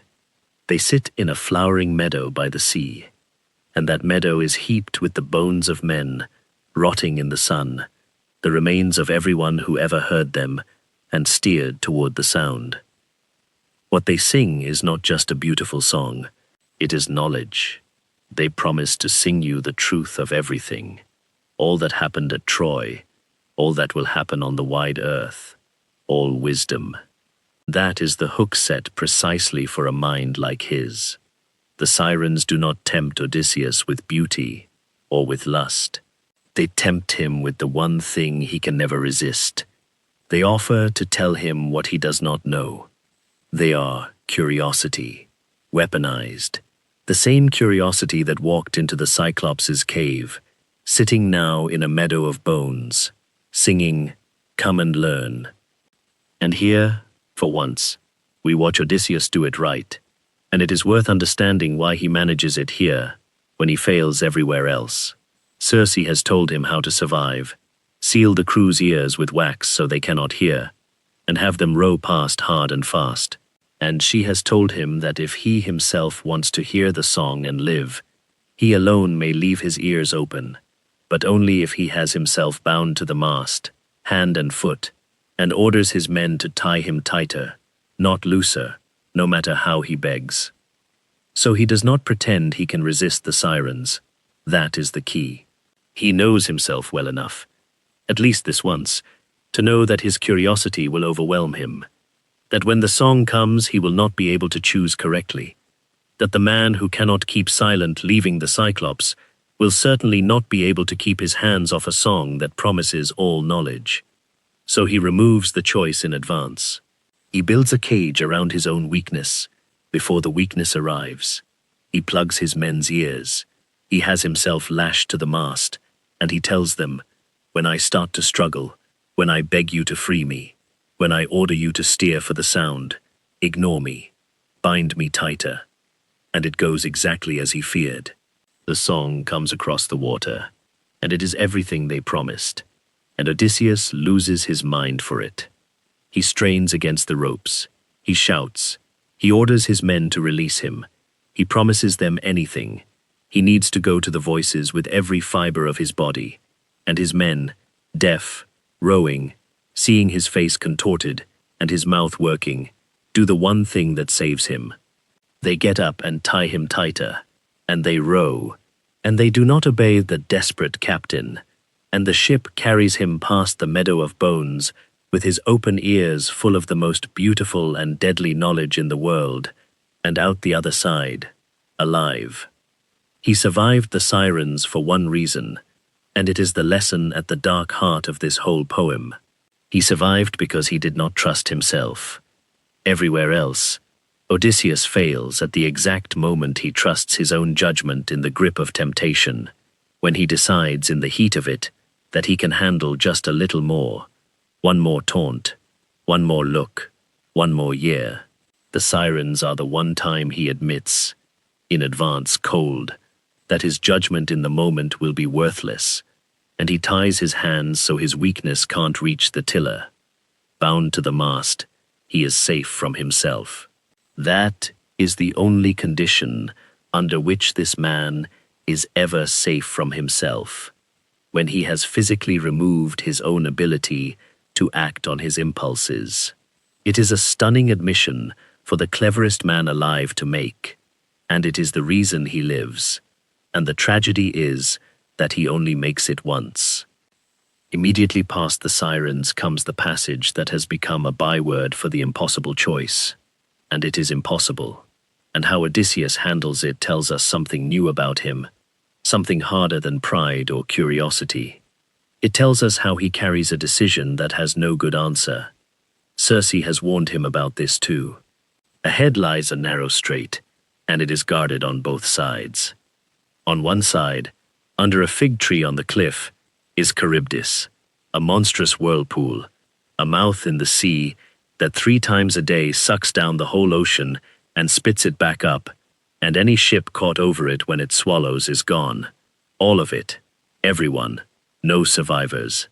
On the other side, in a cave in the cliff face, is Scylla, a horror with 6 long necks and 6 heads, each head a nightmare of teeth, and she reaches down from her cave as ships pass and snatches men off the deck, 6 at a time, 1 for each head, and eats them alive as they scream. And Circe has told Odysseus the thing he must accept, the thing that makes this the cruelest passage in the poem. There is no way through that saves everyone.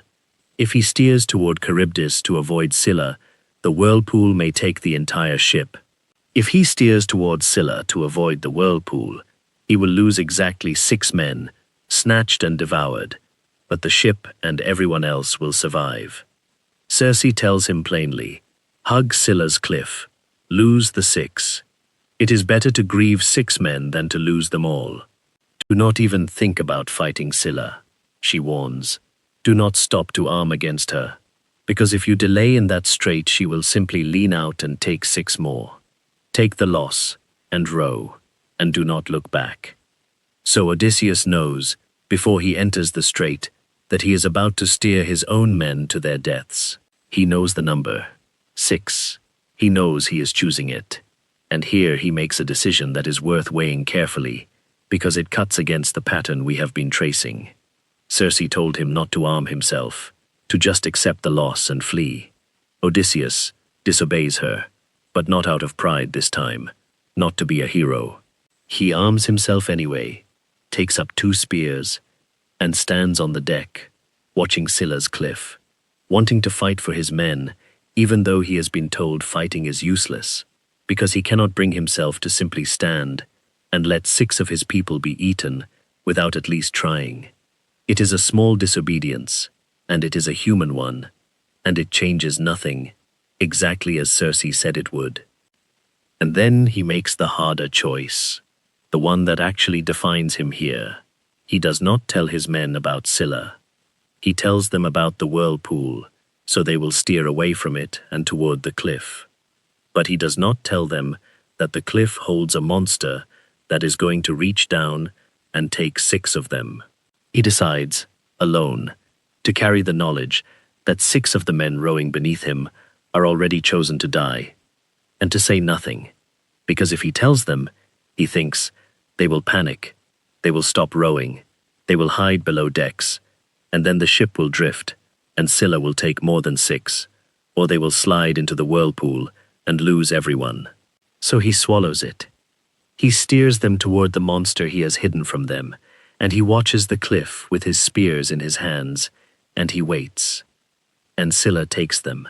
6 men, plucked off the deck and lifted writhing into the air, calling out his name as they are carried up to the cave, reaching down toward him with their hands, and Odysseus says, in his own telling, that this was the most pitiful thing his eyes ever saw in all his sufferings on the sea, worse than any storm.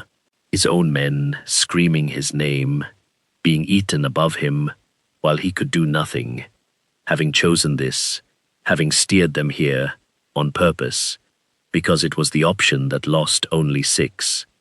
Now, who pulled this trigger? This one does not fit the pattern of the Cyclops or the Bag of Winds, and the honesty of this whole story depends on admitting when the pattern doesn't fit. Scylla is not Odysseus's fault the way the shouted name was his fault. He did not walk into this cave out of curiosity. He was driven into the strait, and there was no path that saved everyone, and he chose, correctly, coldly, the path that lost the fewest. If anything, This is the scene where Odysseus finally does the thing a leader is supposed to do. He takes a horror onto himself, carries the unbearable knowledge alone so his men can keep rowing, and spends 6 lives to save the rest, because the math is real and someone has to own it. But look at what it costs, and look at what it reveals, because the poem is not letting him off, it is showing you the price of command.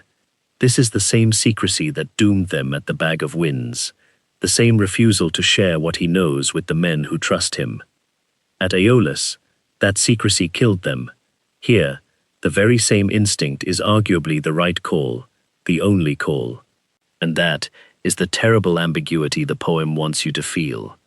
The thing that makes Odysseus dangerous as a leader, that he keeps his own counsel, that he decides alone, that he does not trust his men with the truth, is here indistinguishable from the thing that makes him a great leader. The flaw and the virtue are the same organ. He carries the knowledge of the 6 deaths alone, and it is monstrous, and it is also mercy, and it is the loneliest thing in the poem, and there is no clean way to separate the wisdom of it from the coldness of it.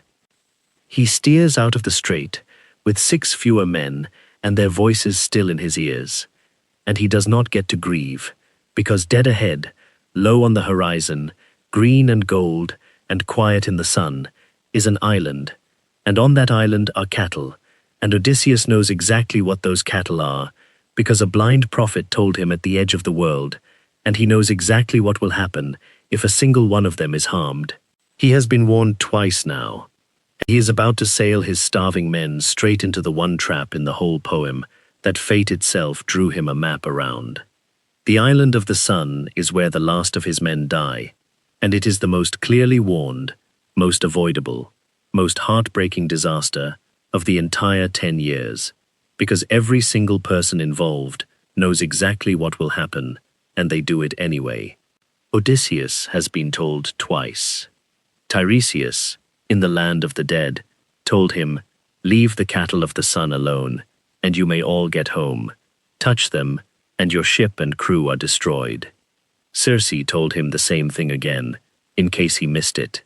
2 prophecies, 2 warnings, the same instruction. Whatever else you do not harm these animals. Odysseus arrives at this island carrying more foreknowledge than at any other point in the voyage. He knows the name of the trap. He knows the exact cost of springing it. So the first correct move is obvious, and Odysseus knows it. Don't land at all. And to his credit, this is what he wants to do. As they approach the island, he tells his men what he has been told, that this place is dangerous, that a great evil is planned for them here, and he says they should row straight past it and not put in. This is the right call. This is the lesson of the whole voyage, applied correctly for once.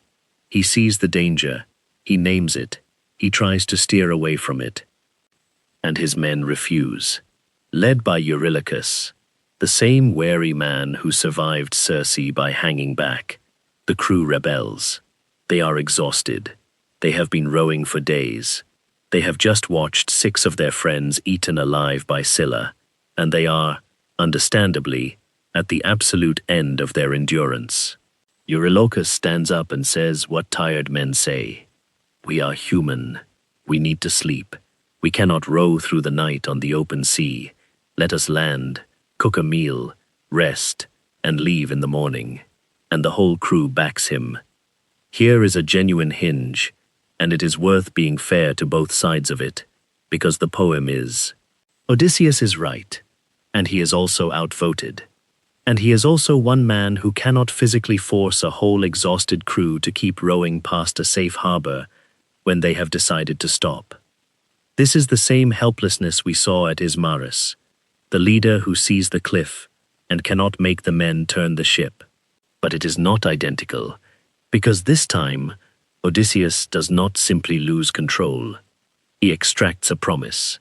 He makes every man swear a solemn oath that if they land, they will not touch the cattle, that they will eat only the provisions Circe gave them, and only then does he agree to put in. He builds a fence of oaths around the danger. He does everything a leader can do, short of the one thing he cannot do, which is stay awake and vigilant forever. And then the trap closes with agonizing slowness. And notice how it closes, because this is the poem's cruelest mechanism. A wind comes up and pins them on the island. Not for a night, for a month. A steady, contrary gale that makes it impossible to leave, day after day after day, and their provisions run out, and there is nothing to eat on the island but fish and birds they can barely catch, and slowly the men begin to starve. The trap is not baited with temptation.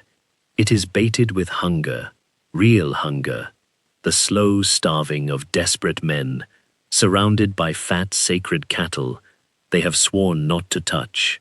The gods, or fate, or the plain bad luck of the wind, keep them there exactly long enough for the oath to become unbearable. And one day, when Odysseus has gone off alone into the island to pray, to beg the gods for a way home, and has fallen asleep, Eurylochus makes his argument to the starving men, and it is a terribly human argument. All deaths are hateful, he says, but the most pitiful is to starve. Let us take the best of the cattle and sacrifice them properly to the gods, and if we get home, we will build the sun a rich temple to make amends, and if the gods choose to wreck us for it anyway, then better to die quickly, with a full belly on the open sea, than slowly, by inches, on this beach. And the starving men agree, because they are starving, and they round up the cattle and they slaughter them and they roast the meat. And Odysseus wakes from his sleep and smells it on the wind and knows, instantly, from a distance, that everything is lost. So who pulled this trigger? This is the one everyone reaches for, as proof that the gods, not Odysseus, drove the tragedy, and the crew's guilt, not the captain's, sealed it, and there is real truth in that. Odysseus did not eat the cattle. He argued against landing. He extracted the oath. He was asleep and praying when it happened. If you want to hold him blameless for once, the poem gives you room. The men broke the oath. Hunger broke it. The wind that pinned them broke it.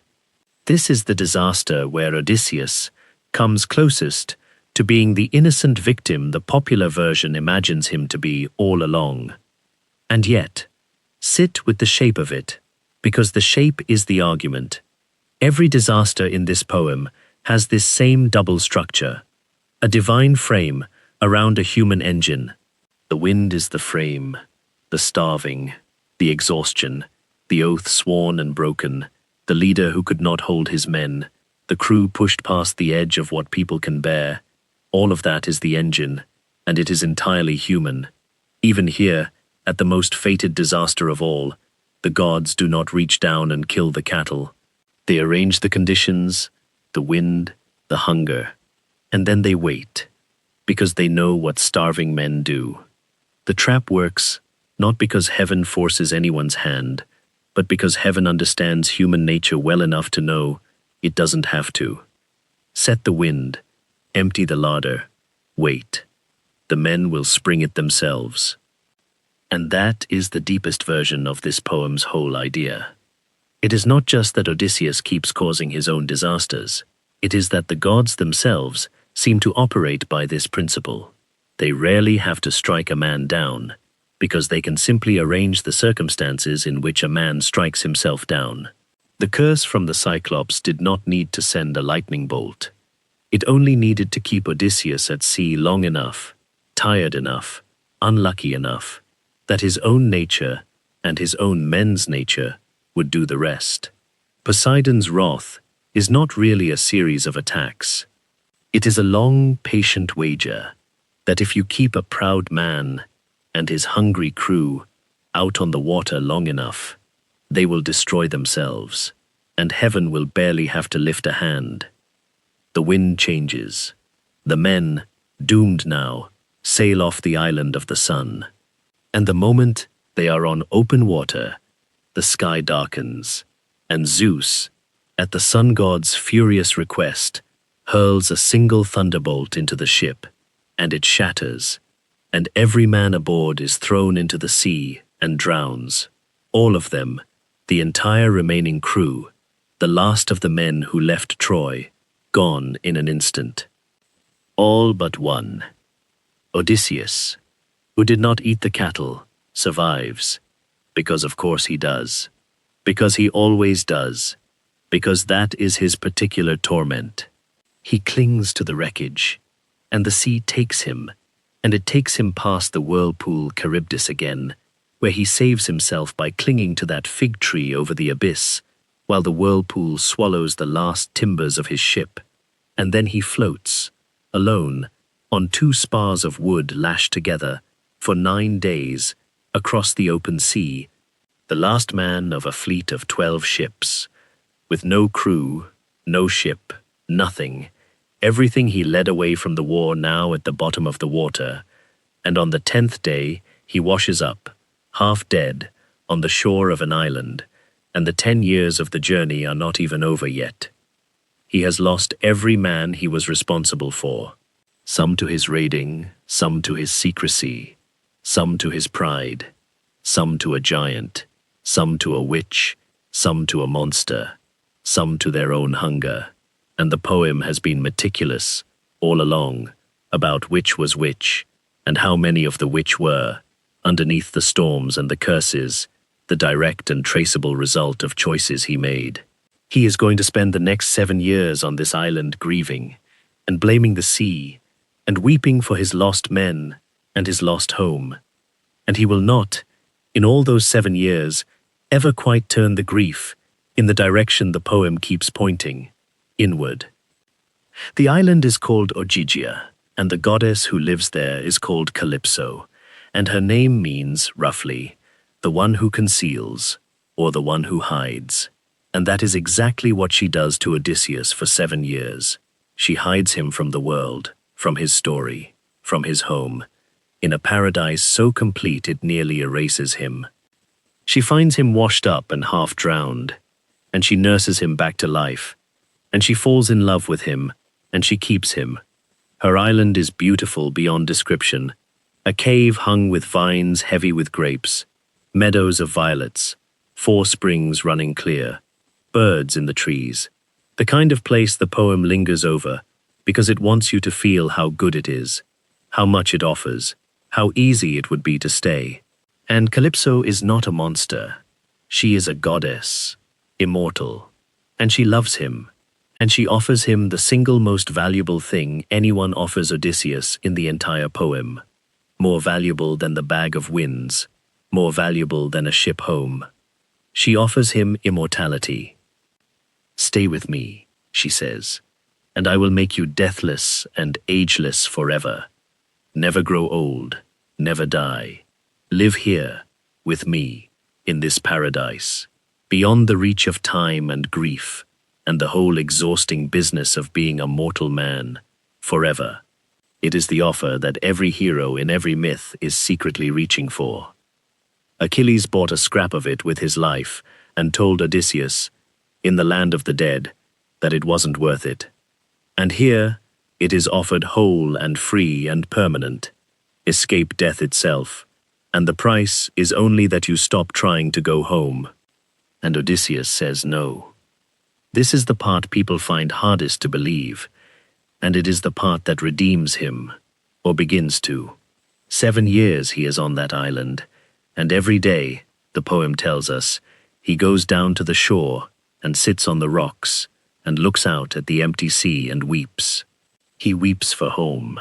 He turns down immortality, deathlessness, eternal youth in paradise, with a goddess who loves him, and instead, he sits on a beach and cries, because he wants to go back to a rocky little island, and an aging wife, and the ordinary mortal death that waits for him there. Given the chance to become a god, he chooses to remain a grieving man, because being a grieving man is the only way back to Penelope. And here, the poem does something quietly enormous, something that speaks to the whole question of whose fault all this is. Because at Calypso's island, for the only extended stretch in the poem, the delay is genuinely not Odysseus's fault. He wants to leave. He is trying to leave. He is being held, against his will, by a goddess he cannot overpower and cannot escape, on an island in the middle of nowhere, with no ship and no way off. For 7 years, the man who caused so much of his own suffering is, at last, simply a prisoner, doing everything right, wanting the right thing, and unable to act on it. The trigger here is not his. It never was. CALYPSO is holding him, and no amount of cleverness can build a raft out of an empty beach. So how does he get free? Not through his own genius, for once. This is important. Odysseus does not trick his way off CALYPSO's island. He cannot. The escape comes from elsewhere entirely. From Olympus, from the goddess Athena, who has watched over Odysseus since Troy, and who finally, after 7 years, goes to Zeus and pleads his case.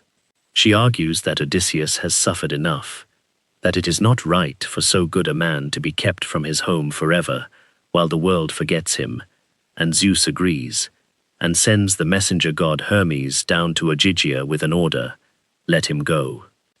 And CALYPSO, when the order comes, breaks into a complaint that is one of the sharpest, most surprising moments in the poem, because she calls out the double standard of the whole divine order. You gods, she says, are cruel and jealous beyond all others. You cannot bear it when a goddess takes a mortal man to her bed, though you gods take mortal women whenever you please. It is a flash of real anger, real injustice, and the poem lets it stand, lets a minor goddess on a forgotten island puncture the fairness of Olympus itself, and then, because an order is an order, she obeys. She does not free Odysseus out of love or mercy. She frees him because she is commanded to, and she says so, bitterly. And there is something in her complaint that lingers over the whole poem, the sense that the gods are not just, that they operate by power and appetite, and not by fairness, and that a mortal caught in their machinery is subject to a system that does not even pretend to be even-handed. She helps him build a raft, and gives him provisions, and sends him off with a fair wind. And after 7 years, Odysseus is on the open sea again, alone, on a raft he built with a goddess's reluctant help, pointed at last toward home. And the poem, having finally given him a clean stretch of luck, immediately reminds us why he is out here in the first place. Because who should look down and see Odysseus sailing free, but Poseidon, the sea god, still nursing the grudge that began with a shouted name in a boat off the Cyclops' shore all those years ago. And Poseidon, furious that Odysseus is slipping toward home while his back was turned, raises one more storm and smashes the raft, and nearly drowns him one final time. He survives it. Battered, naked, having lost the raft and everything on it, he swims and is thrown by the waves for 2 days, until he drags himself, more dead than alive, onto one last unknown shore, and collapses, naked, in a drift of leaves, and sleeps. And this shore, unlike all the others, is not a trap. This shore is the beginning of the way home, but it is worth marking, as we cross toward the ending, that even Poseidon's very last attack, that final storm on the raft, traces all the way back, unbroken, to that one moment of pride off the Cyclops' coast.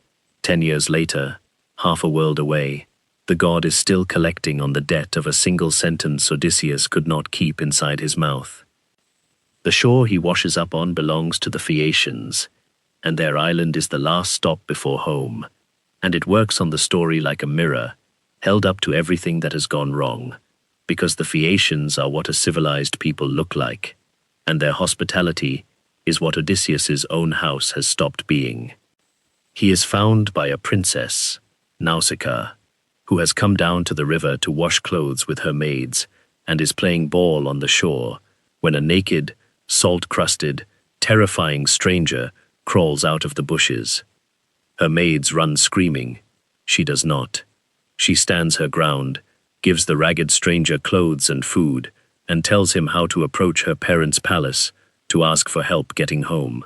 And in her steadiness, her instinctive decency toward a wretched stranger, the poem shows you the code working exactly as it should.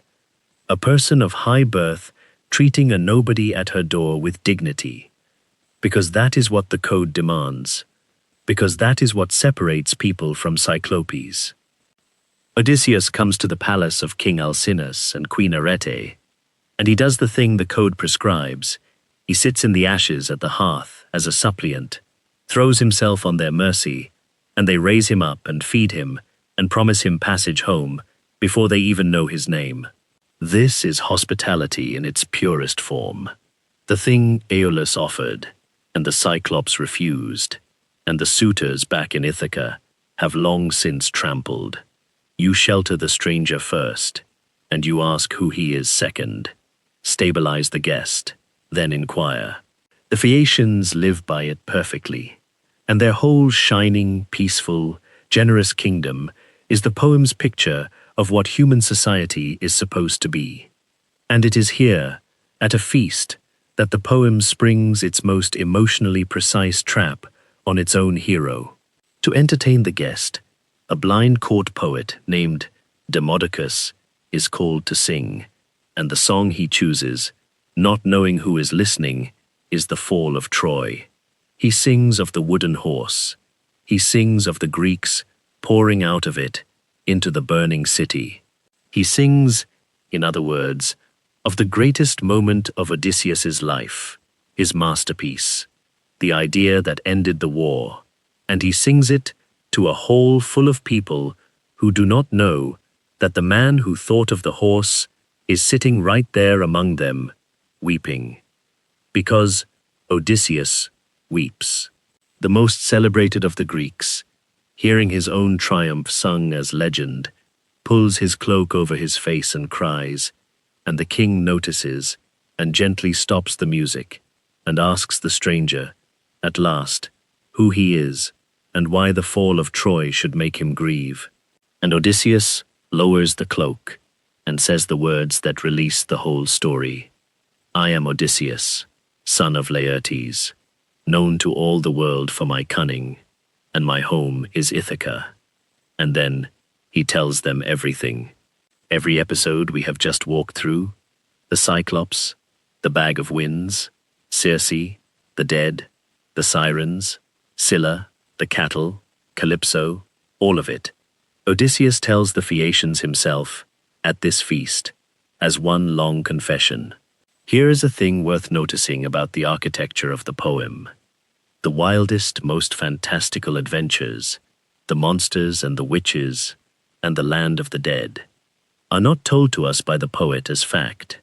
They are told to us by Odysseus, the most cunning liar in the world, at a dinner party, as a story, to a captive audience he needs a favor from. The poem hands its most unbelievable material to its most unreliable narrator and lets you decide how much of it to believe, and that choice is not an accident.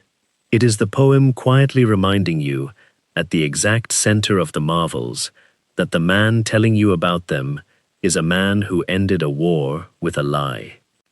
Whatever the truth of the tale, it works, because it is meant to.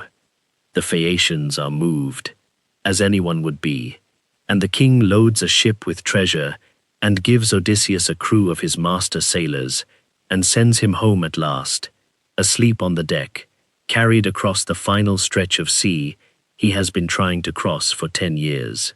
He arrives on Ithaca unconscious, laid gently on his own beach with his pile of gifts beside him, and wakes on the soil of home for the first time in 20 years, and does not, at first, even recognize it, because a mist is over it, and because he has been gone so long that home itself has become strange.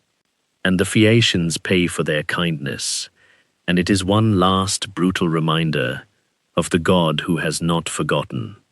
As their ship sails home after delivering Odysseus, Poseidon, still enraged, still owed, turns it to stone, within sight of its own harbor, in front of the watching city, because it helped his enemy reach home. The kindest people in the poem are punished for a single act of decency toward the man Poseidon hates. Even at the very end, the curse born from a shouted name is still spreading outward, still touching innocent people, still collecting. Odysseus is home, but the wake of his one great mistake is still breaking on shores he will never see.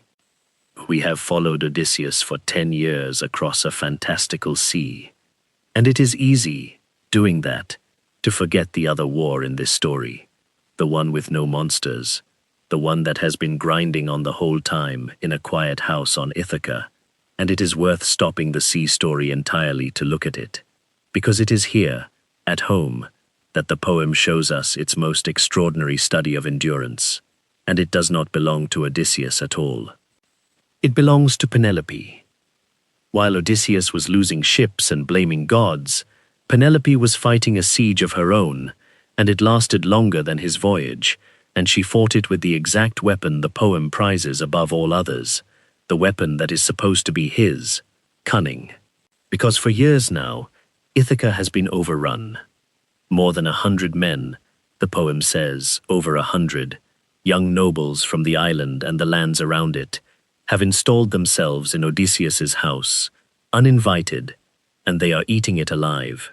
They slaughter his herds, drink his wine, burn through the stores of a kingdom, and they will not leave, because they are all courting Penelope, all demanding that she admit her husband is dead and choose a new one, all waiting to inherit the house and the throne through her.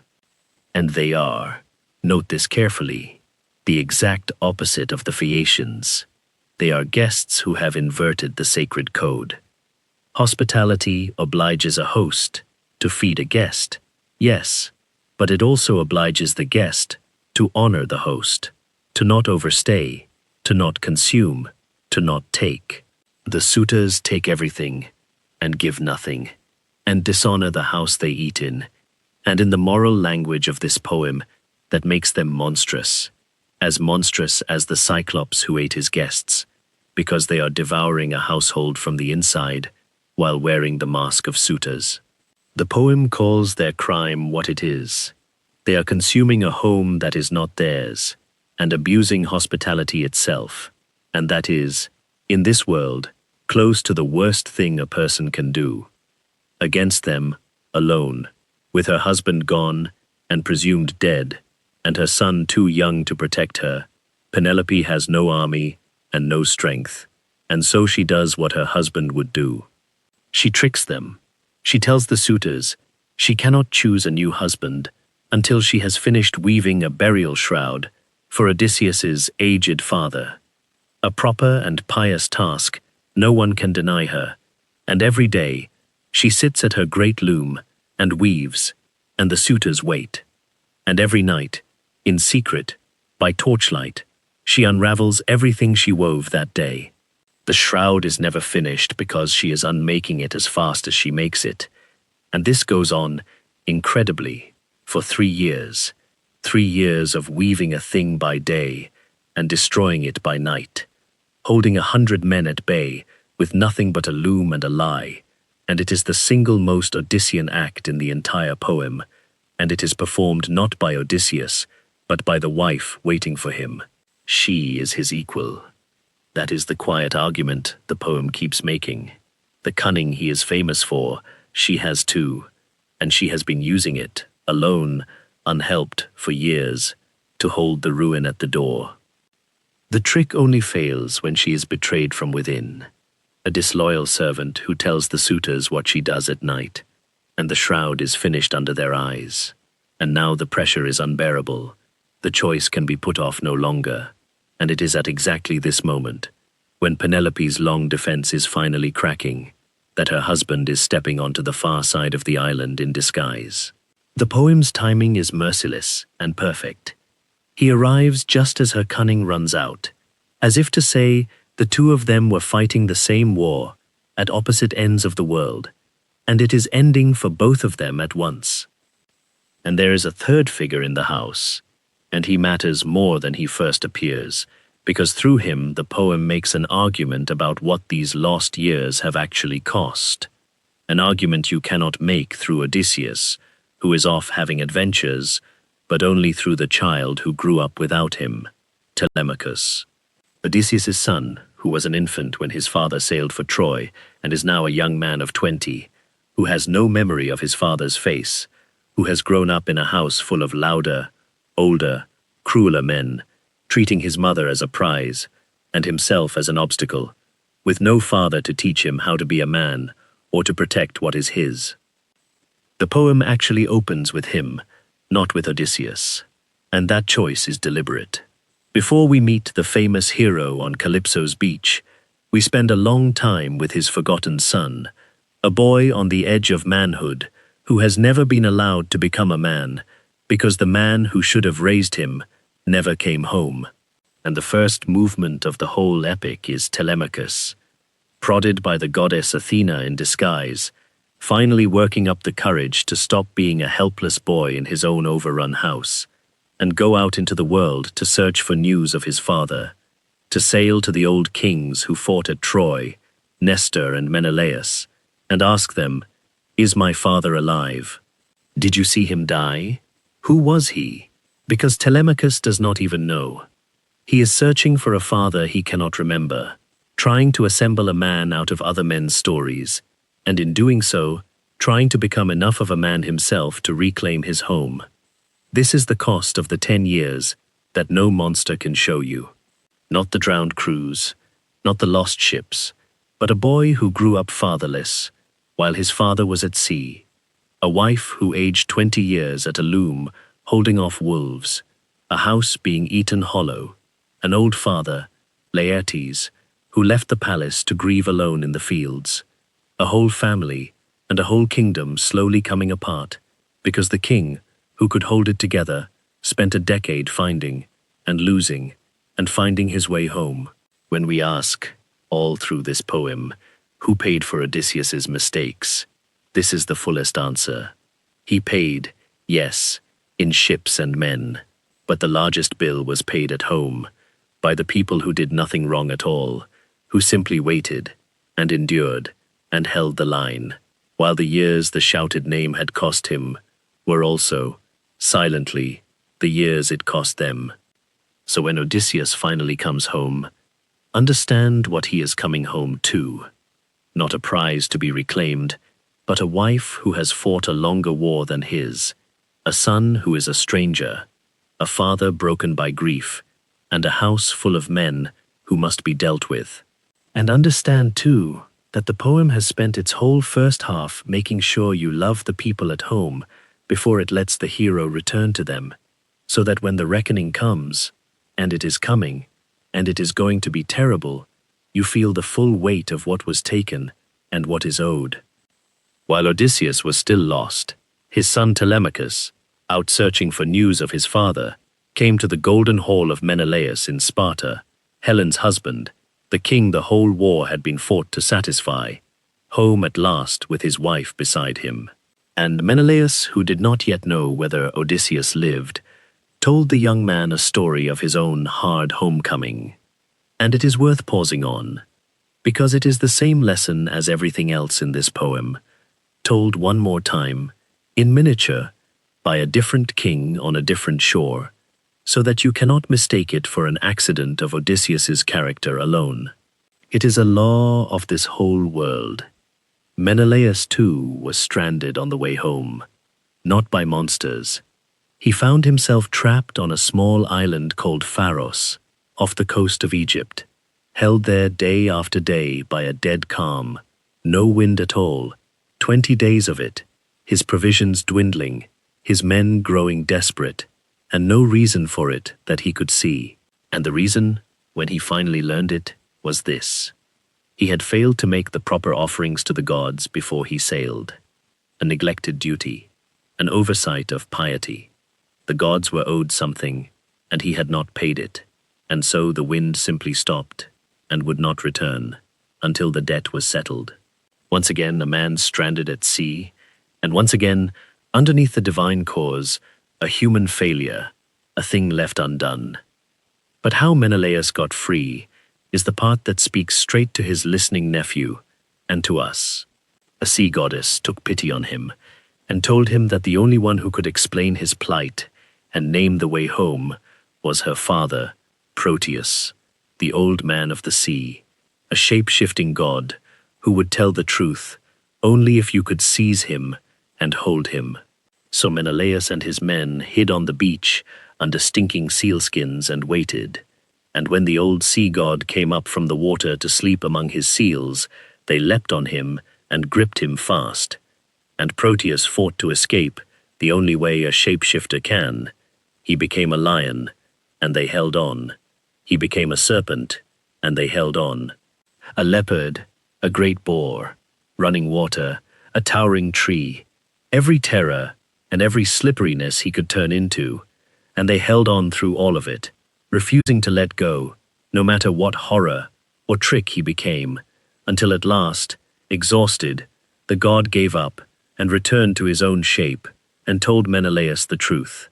Go back and make the offerings you failed to make, and the way home will open. And he held on, and he got his answer, and he went home.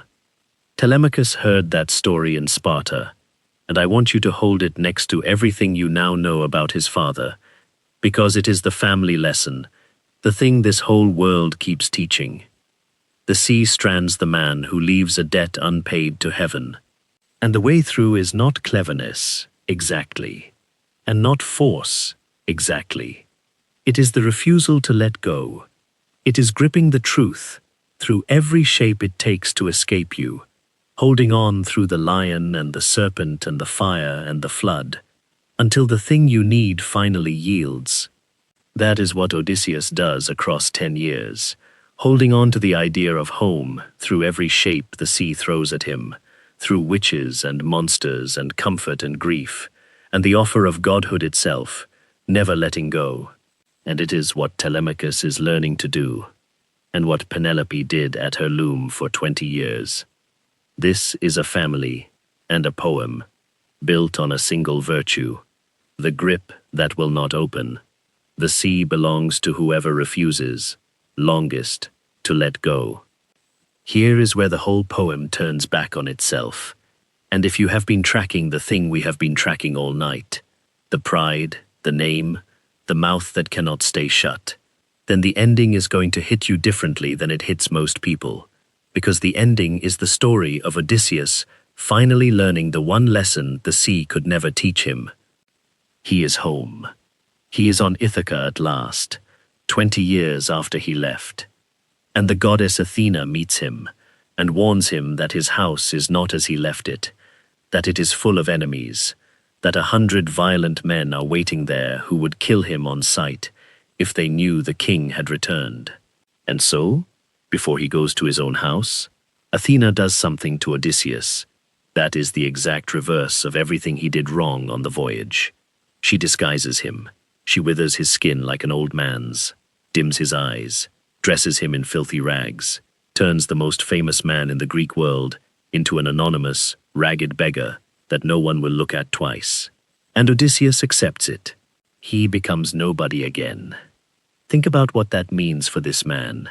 The last time we saw Odysseus in a situation where concealing his identity would keep him safe, he was in a boat off the Cyclops' shore, and he could not do it. He had the anonymity, the perfect false name, the clean escape, and his pride tore it apart because he could not stand to win unknown. Now, 20 years and every single one of his men later, he is being asked to do the same thing again, to stay hidden, to swallow his name, to be nobody. And this time, the stakes are not a boat full of men, but his wife, his son, his father, his throne, his whole life. And this time, he does it. This time, he keeps his mouth shut. This time he understands, in a way the man in the boat could not, that the name is not a prize to be shouted. It is a weapon, and a weapon is only useful if you choose the moment to draw it. So Odysseus, king of Ithaca, walks into his own kingdom as a beggar, and the entire back half of the poem becomes a long, disciplined act of the exact self-control he never had at sea. He goes first not to the palace, but to the hut of a swineherd, an old servant named Eumaeus. And here, the poem plants its most quietly devastating test, because Eumaeus does not recognize his master and treats him anyway with perfect kindness.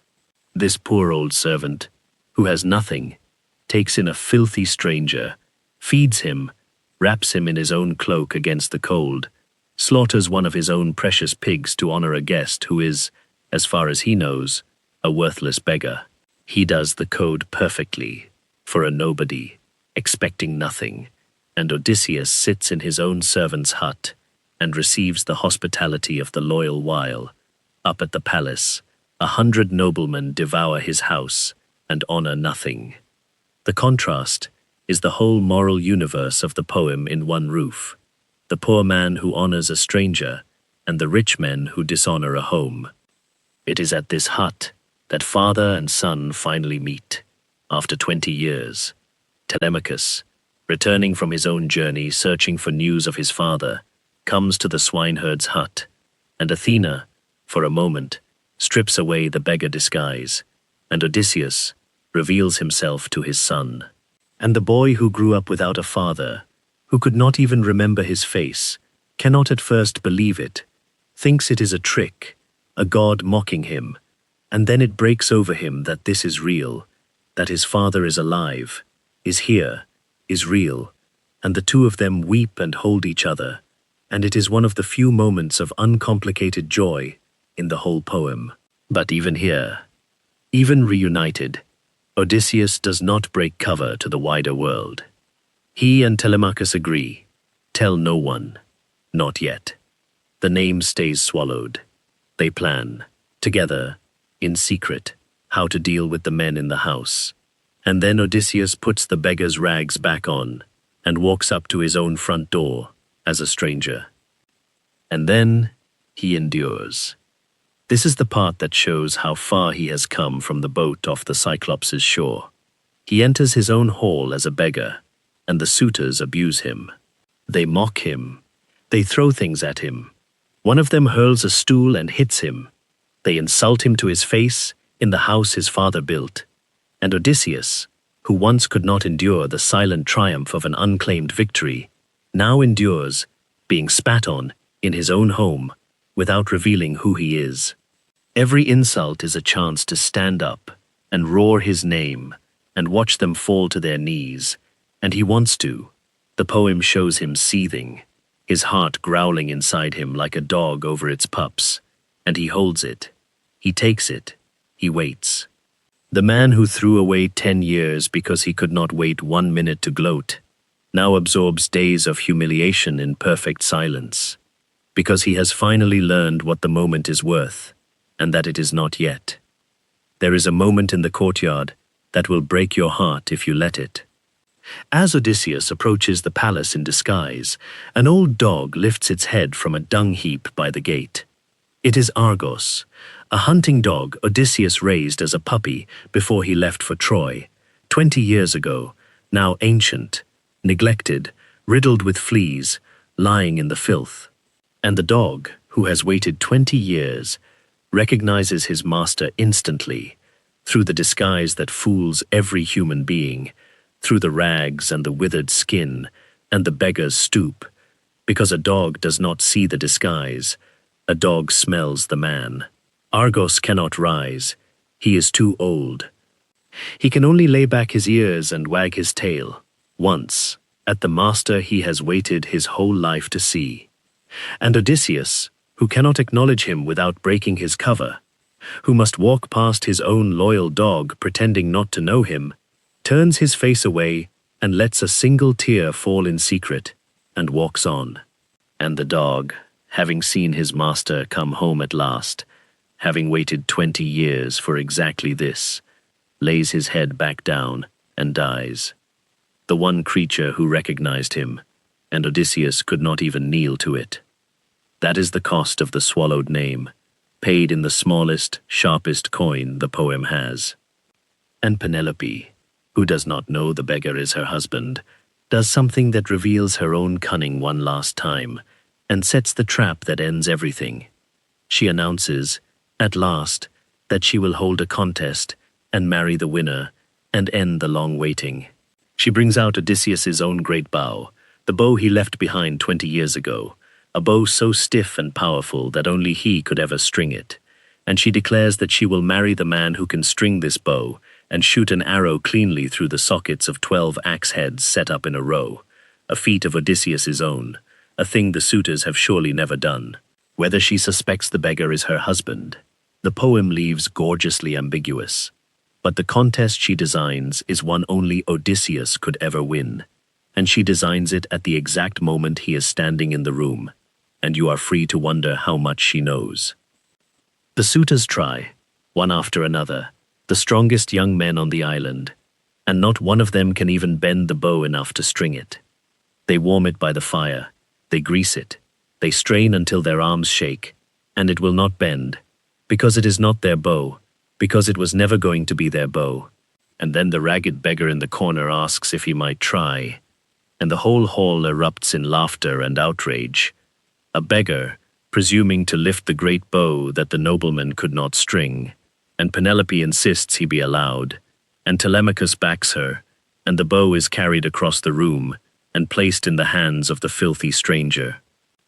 And Odysseus, in his rags, turns the great bow over in his hands, the way a musician handles an instrument, checking it for worm and age, and then, easily, without strain, in front of the whole silenced hall, he bends it and strings it, and plucks the string so it sings like a swallow, and lays an arrow to it, and shoots, sitting where he sits, straight through all 12 axe heads without touching one.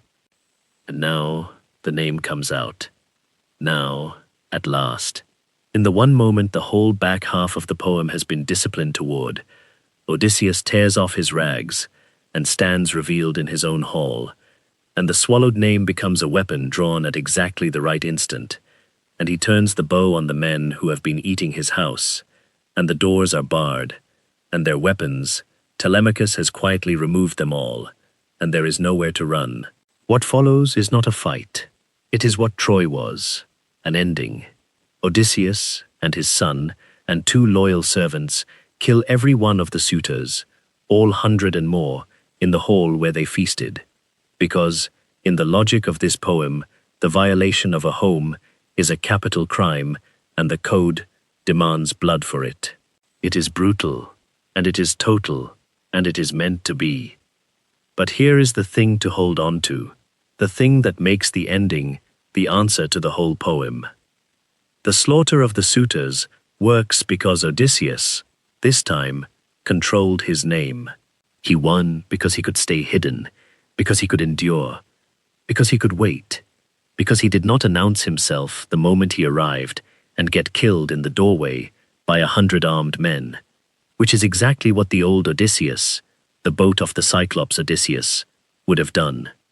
The whole homecoming is the redemption of the flaw. The man was destroyed at sea by revealing his name too soon.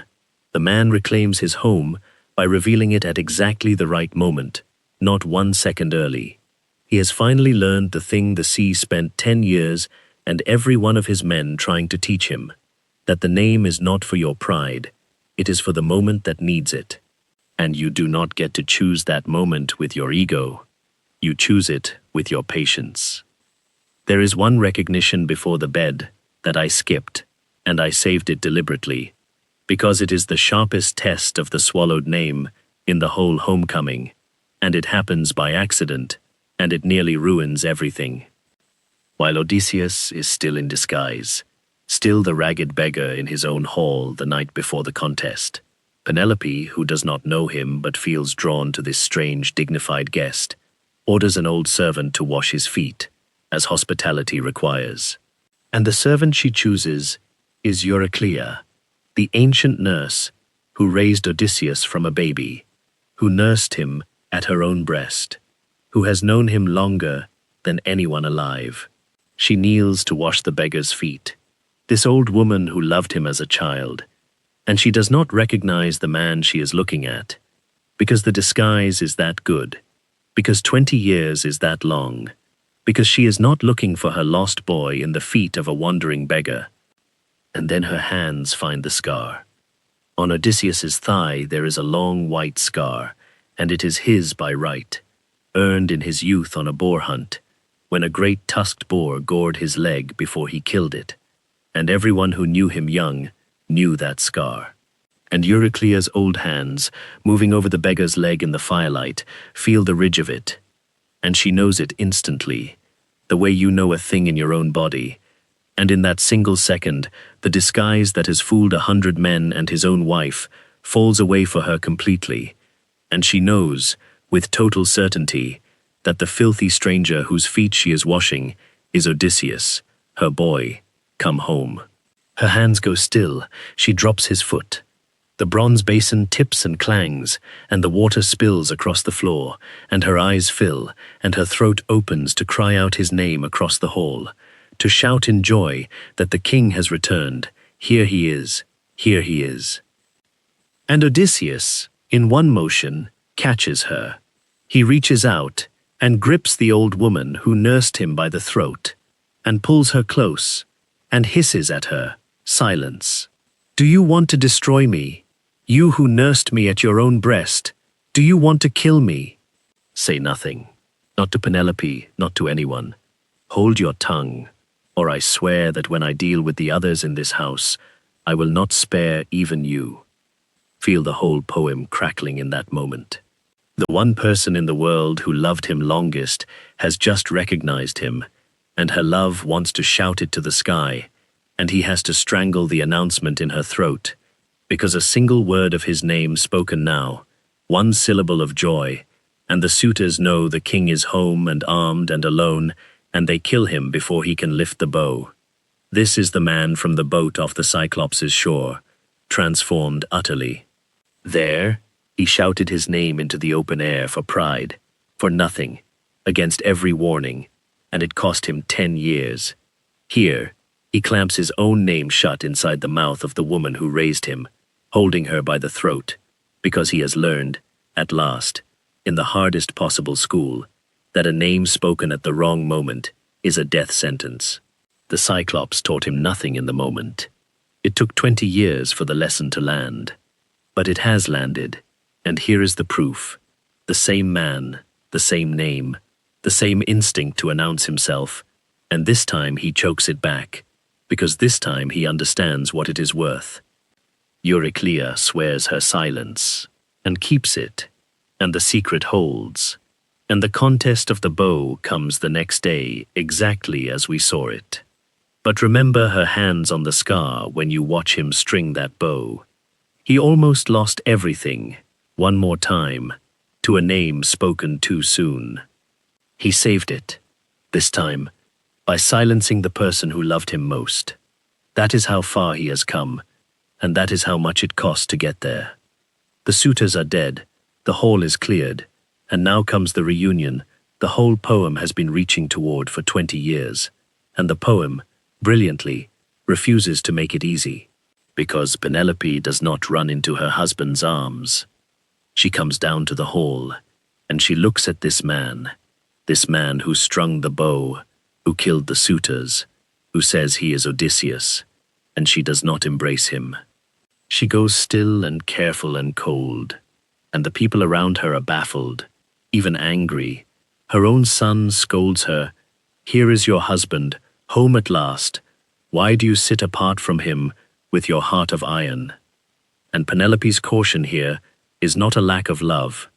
It is the deepest expression of it, because Penelope has spent 20 years being lied to, courted by liars, told by beggars and travelers 100 times that they had news of Odysseus, that he was alive, that he was coming, and every one of those was a hook to snare a lonely woman, and she has survived by trusting no one, by testing everything, by being, in her own quiet domestic way, as cunning and as guarded as her husband ever was on the sea.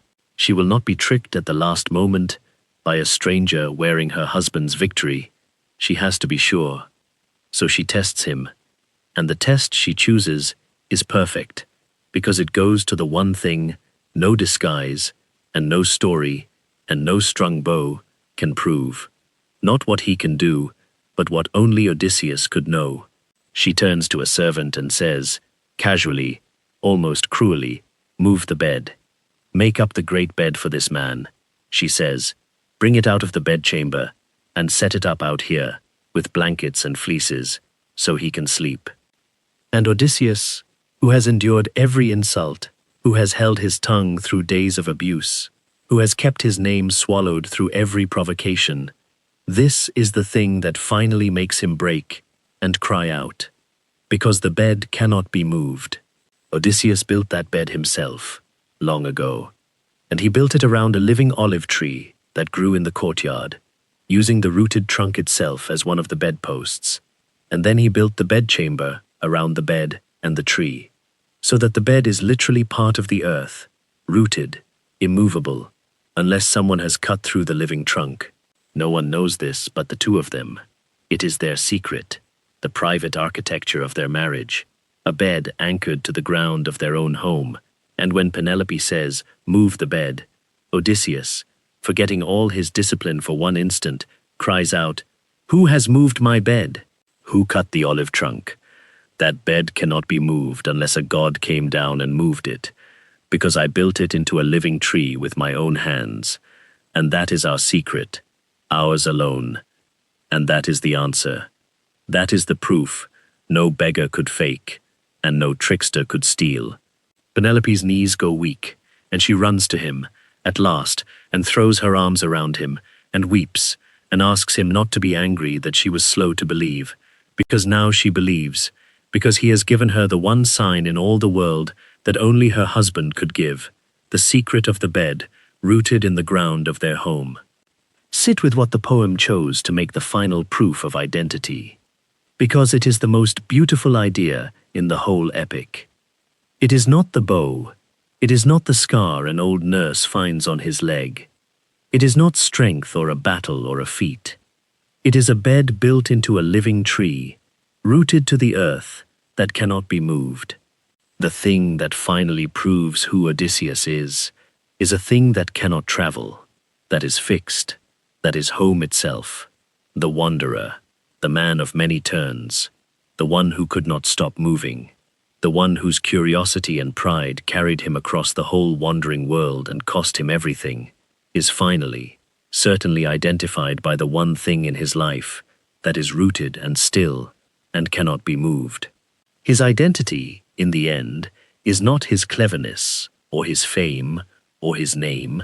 It is his marriage bed, grown into the ground of the home he spent 20 years trying to reach. He is not, at last, the man of the sea. He is the man of this bed, this tree, this house, this woman. And that is who he was trying to get back to all along, underneath the glory and the pride and the shouted name, not a hero, but a husband, rooted to one spot on the earth. So let us go back, now that we have seen the whole shape of it, to the question we started with, the question I asked you to carry through every storm. Who did this to Odysseus? Who took the 10 years, and the ships, and the men, and turned a 2-week voyage into a ruined decade? And the honest answer, the answer the poem is careful never to make too simple, is both. It was Poseidon, and it was Odysseus.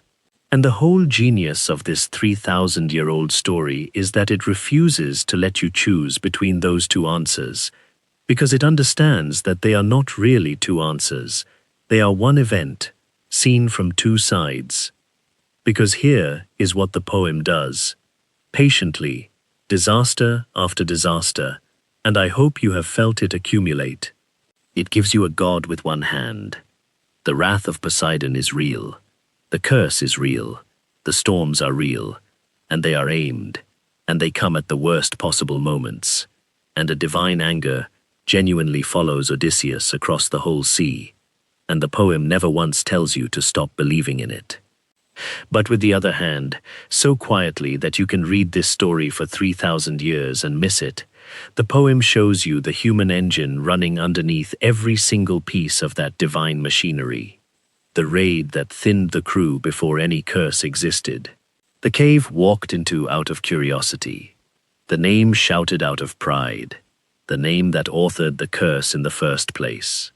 the bag opened by men taught to be greedy by a leader who trusted no one, the year given away in comfort, the oath that could not hold starving men. Over and over, the god gets the blame, and underneath the god, there is a choice, and the choice is human, and very often the choice is his. And the deepest version of this, the thing I most want you to take from tonight, is what it suggests about how the divine actually works in this poem. Because notice, Poseidon almost never strikes Odysseus directly. He does not simply reach down and drown him, though he easily could. What he does instead is keep him out on the water, tired and unlucky and far from home, long enough that Odysseus and his men do the rest themselves. The curse is not a weapon, it is a wager. It is a god betting that if you keep a proud man and his frightened crew out in the dark and the danger long enough, their own nature will destroy them, and heaven will barely have to lift a finger. And the god wins that bet again and again, because the god understands human beings, understands that pride will shout when it should be silent, and hunger will eat what it swore not to touch, and exhaustion will land the ship where it should have sailed past. The gods in this poem do not so much punish men as arrange the conditions in which men punish themselves. That is a far more frightening idea than a simple curse, and a far truer one, and the poem knew it long before we had the words for it. So when we say Poseidon cursed Odysseus, we are telling the truth. And when we say Odysseus cursed himself, we are telling the same truth, from the inside. The blinded giant only had a name to curse, because the man handed it to him. The god only had a proud, restless, brilliant, self-sabotaging human being to work on, because that is exactly what Odysseus is. Strip away the sea god, and you still have a man whose greatest gift is a blade with two edges, who cannot stop, cannot wait, cannot keep silent, cannot resist knowing, cannot bear an unclaimed victory, and who would find a way to make his own homecoming take 10 years, whether any god was watching or not, and leave the sea god in. And you have the same man, with the same flaws, now with a divine witness, to punish what his nature was already going to produce. The god and the flaw want the same thing. They always did.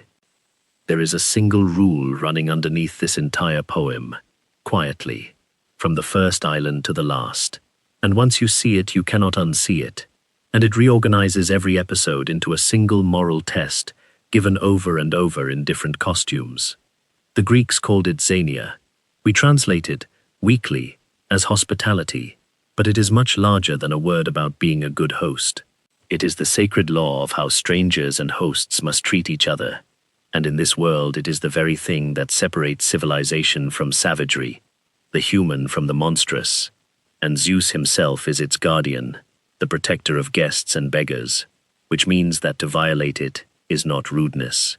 It is a crime against heaven. And now look back at the whole voyage and watch this one rule sort everyone in the poem into the saved and the damned. The Cyclops is a monster, not merely because he is a giant, but because of what he does to guests. Strangers come to his door, asking for the hospitality Zeus demands, and he eats them, and boasts that he cares nothing for the gods who protect them. He is the perfect anti-host, and his blinding is, in the poem's moral logic, a kind of justice, the guest devourer made helpless. The Laestrygonians, the same, cannibals who answer the arrival of strangers with slaughter. Circe, who welcomes guests to her table and turns them into pigs. Over and over on the sea, the danger wears the face of hospitality betrayed, the door that opens warmly and then devours. And against all of them, the poem sets the people who keep the law. Aeolus, who houses Odysseus a full month and sends him off with a gift. The Phaeacians, who shelter a naked stranger before they even ask his name, and load him with treasure, and carry him home. And humblest and most moving of all, the swineherd Eumaeus, and the old nurse, poor servants who own almost nothing, who give a filthy beggar their food and their cloak and their kindness, expecting nothing in return, and who turn out, precisely because they honor the law when it costs them and profits them nothing, to be the most honorable people in the entire poem. The poem's highest praise is reserved not for the strongest or the cleverest, but for a poor swineherd who treats a nobody at his door as if he were a king. And this is why the ending is not just a revenge story, and why the slaughter of the suitors, which can look like simple brutality, is framed by the poem as justice. Because the suitors are the ultimate violators of the sacred law, and their crime is the exact inverse of the Cyclops's. The Cyclops was the host who devoured his guests. The suitors are the guests who devour their host. 100 men eating a household from the inside, dishonoring the home that shelters them, treating hospitality as something to be looted. In the moral universe of this poem, that is not bad manners. It is the same category of sin as the man-eating giant, and it demands the same reckoning. When Odysseus strings the bow and turns it on them, the poem wants you to feel not just a husband's revenge, but the law of Zeus itself, falling on men who broke it, the guardian of guests finally arriving, in disguise, to collect. The whole epic, read this way, is one long meditation on a single question. How do you treat the stranger at your door, and the host who takes you in, and every person in it, god, monster, king, servant, and hero, is being judged, all along, by that one law. And there is one more figure we have to account for before we finish, because so far we have talked about the god who hated Odysseus, and left out the goddess who loved him, and the reason she loved him completes the whole argument in a way that nothing else does. Because Odysseus is not only cursed by a god, he is also, throughout, protected by one. The goddess Athena watches over him from the beginning of the poem to the end. She pleads his case before Zeus. She engineers his release from CALYPSO. She guides and protects his son. She meets him on the beach of Ithaca and disguises him, and stands beside him, unseen, through the slaughter of the suitors. If Poseidon is the divine wrath dogging him, Athena is the divine favor lifting him, and the poem runs both at once. A man held between two gods, one pushing him down and one holding him up, for the entire journey. And here is the thing that ties the whole knot.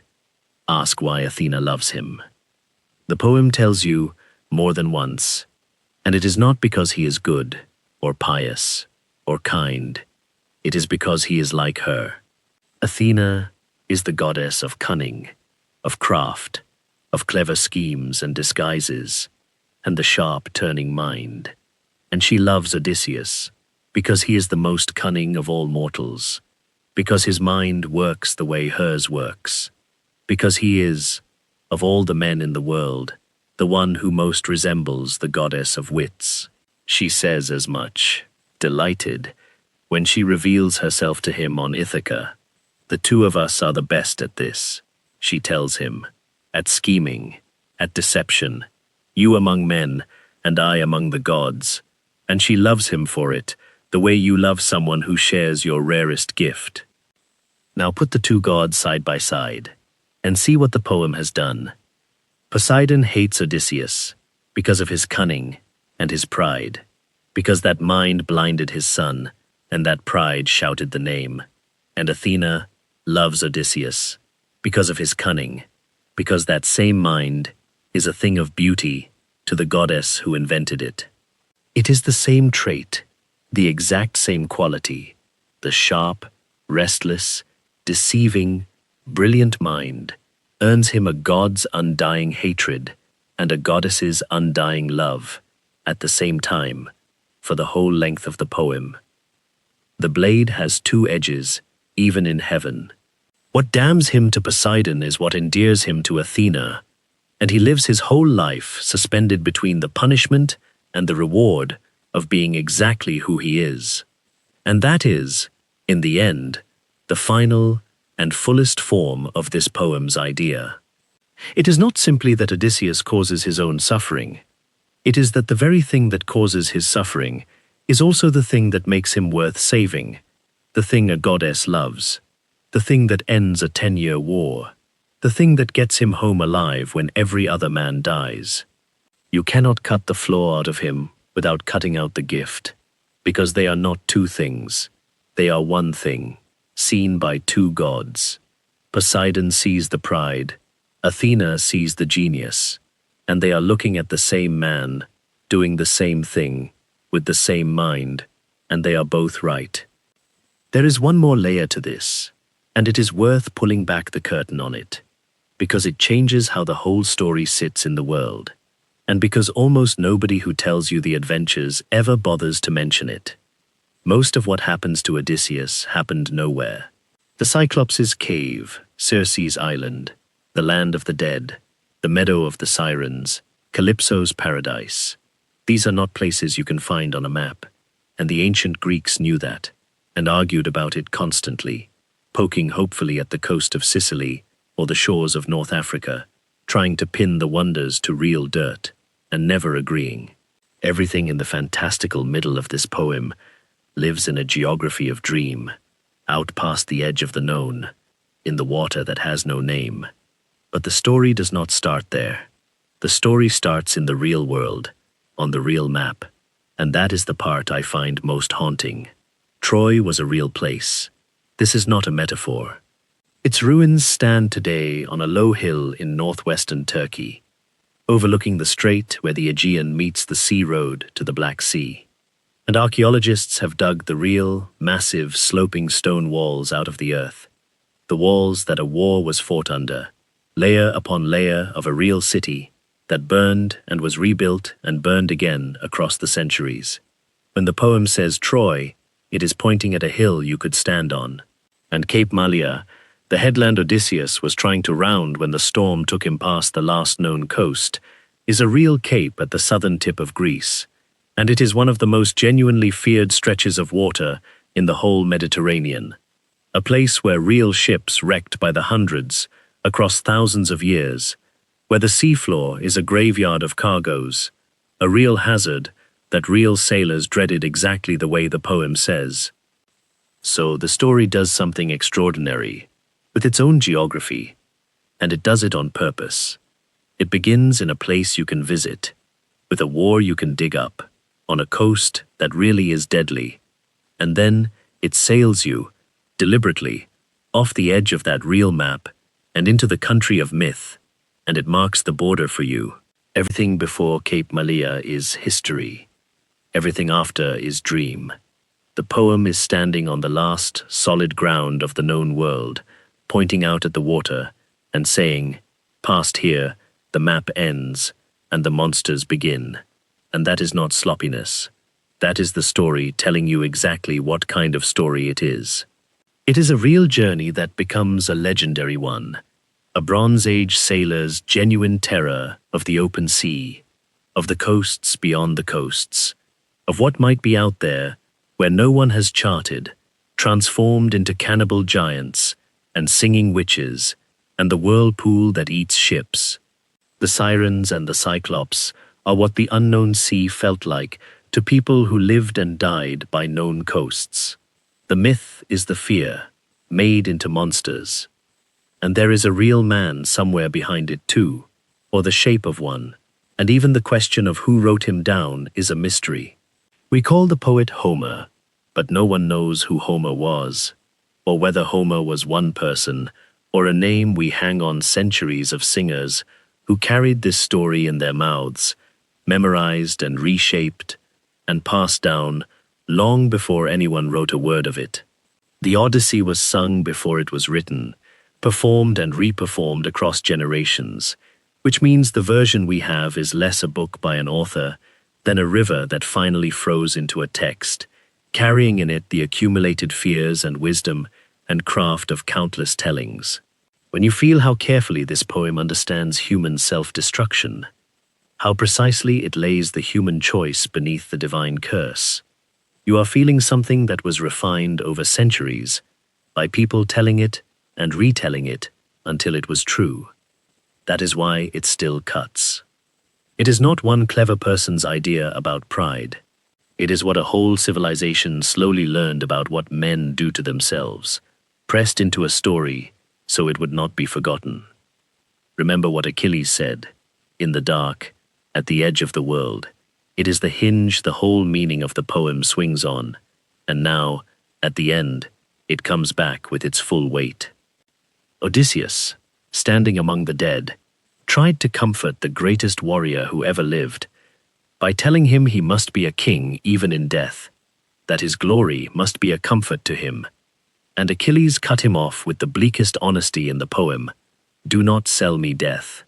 I would rather be a living slave, laboring in the dirt for a poor man with nothing, than be lord of all the breathless dead. Better the meanest life in the sunlight than the greatest name in the dark." That is the verdict, and Odysseus heard it, and the whole poem is arranged to test whether he understood it. Because what has Odysseus been spending his life on all along? A name, glory, being known. The whole catastrophe of the Cyclops was a man who could not accept a victory unless his name was on it, who traded 10 years and every one of his men for the momentary satisfaction of a blinded giant knowing who had beaten him. He was chasing exactly the thing Achilles, from the far side of death, was telling him is worthless. The greatest name-holder in history, the man who bought immortal glory with his own early grave, stood in the underworld and told Odysseus he would give it all back for one ordinary hour of being alive, and Odysseus, who kept trying to buy glory with his life, was listening. And here is how you know he finally understood. Look at what he chooses at the very end of his wandering, on CALYPSO's island. He is offered the actual thing, not glory, but its root, not a great name, but the actual defeat of death itself, immortality, eternal youth in paradise. And he turns it down, and sits on a beach and weeps to go home to a rocky island and an aging wife and an ordinary mortal death. He chooses exactly what Achilles said he would choose if he could. The mean life in the sunlight over the great name in the dark. He chooses to be a mortal husband over an immortal legend. The man who threw away 10 years, chasing glory, ends by throwing away godhood itself to get back to an ordinary human life. That is the arc. That is the education. The sea took everything from him and taught him, in the taking, that the thing he had been spending it all on was worth nothing next to the thing he was trying to get back to. I want to close by bringing this out of the ancient world, because the reason this story has lasted 3,000 years is not the monsters. We have better monsters now. It has lasted because it is the most precise portrait ever drawn of a specific and very human way of ruining your own life, and you know the person it describes, and there is a decent chance the person it describes is sometimes you. Odysseus is the story of the gifted self-saboteur. He is the person whose greatest strength is inseparable from their fatal weakness, the exact same trait wearing two faces. The brilliance that solves the impossible problem is the restlessness that can't leave well enough alone. The confidence that lets you attempt what no one else would attempt is the pride that can't stop talking, when talking is the one thing that will sink you. The curiosity that finds the door no one else can find is the curiosity that walks into the room you were warned to avoid.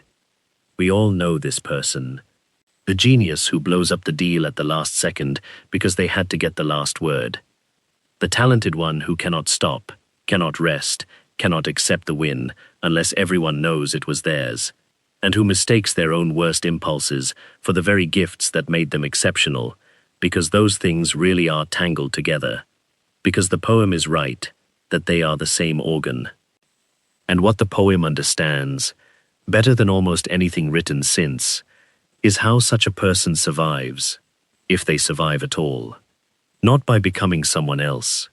Odysseus does not stop being clever, stop being proud, stop being curious. He survives by learning, at terrible cost, the single discipline that his whole nature resists, knowing when to speak and when to swallow the name, when to draw the weapon and when to endure the insult, when the moment has come and when it has not. The Sirens are the one time at sea he gets it right, and he gets it right by admitting he cannot trust himself and tying his own hands in advance. And the whole homecoming is that lesson finally learned for good. A man walking through days of humiliation in his own house, with the winning move in his pocket the entire time, waiting, until the exact instant when revealing his name would not destroy him, but save him. The tragedy of the voyage and the triumph of the homecoming are the same man, with the same gifts, who has finally learned the one thing the gifts could never teach him: patience with himself. So the next time you hear this story told the old way, the good man punished by a cruel god, the innocent sailor kept from home by the wrath of the sea, I hope you will hear the other story underneath it, the one the poets built so carefully and hid in plain sight for 3,000 years. Yes, a god cursed him, and yes, he wrote the curse himself, in a boat, off a giant's shore, because he could not stay silent, and then spent 10 years staring up at a sky he blamed for a wound he had made with his own mouth. The gods are real in this story, but so is the man, and the man is the engine, and the most human thing about him, the thing that makes him us, is how long it takes him, and how much it costs him, to look down from the sky and see his own hand on the tiller. He got home.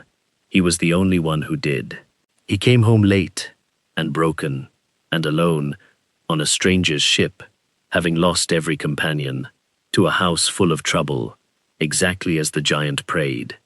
And when his wife, at last, asked him where he had been all these years, he looked at her, this man, who could talk his way past anything, who ended a war with a story, the most eloquent man in the world, and for once, he did not have a clever answer ready.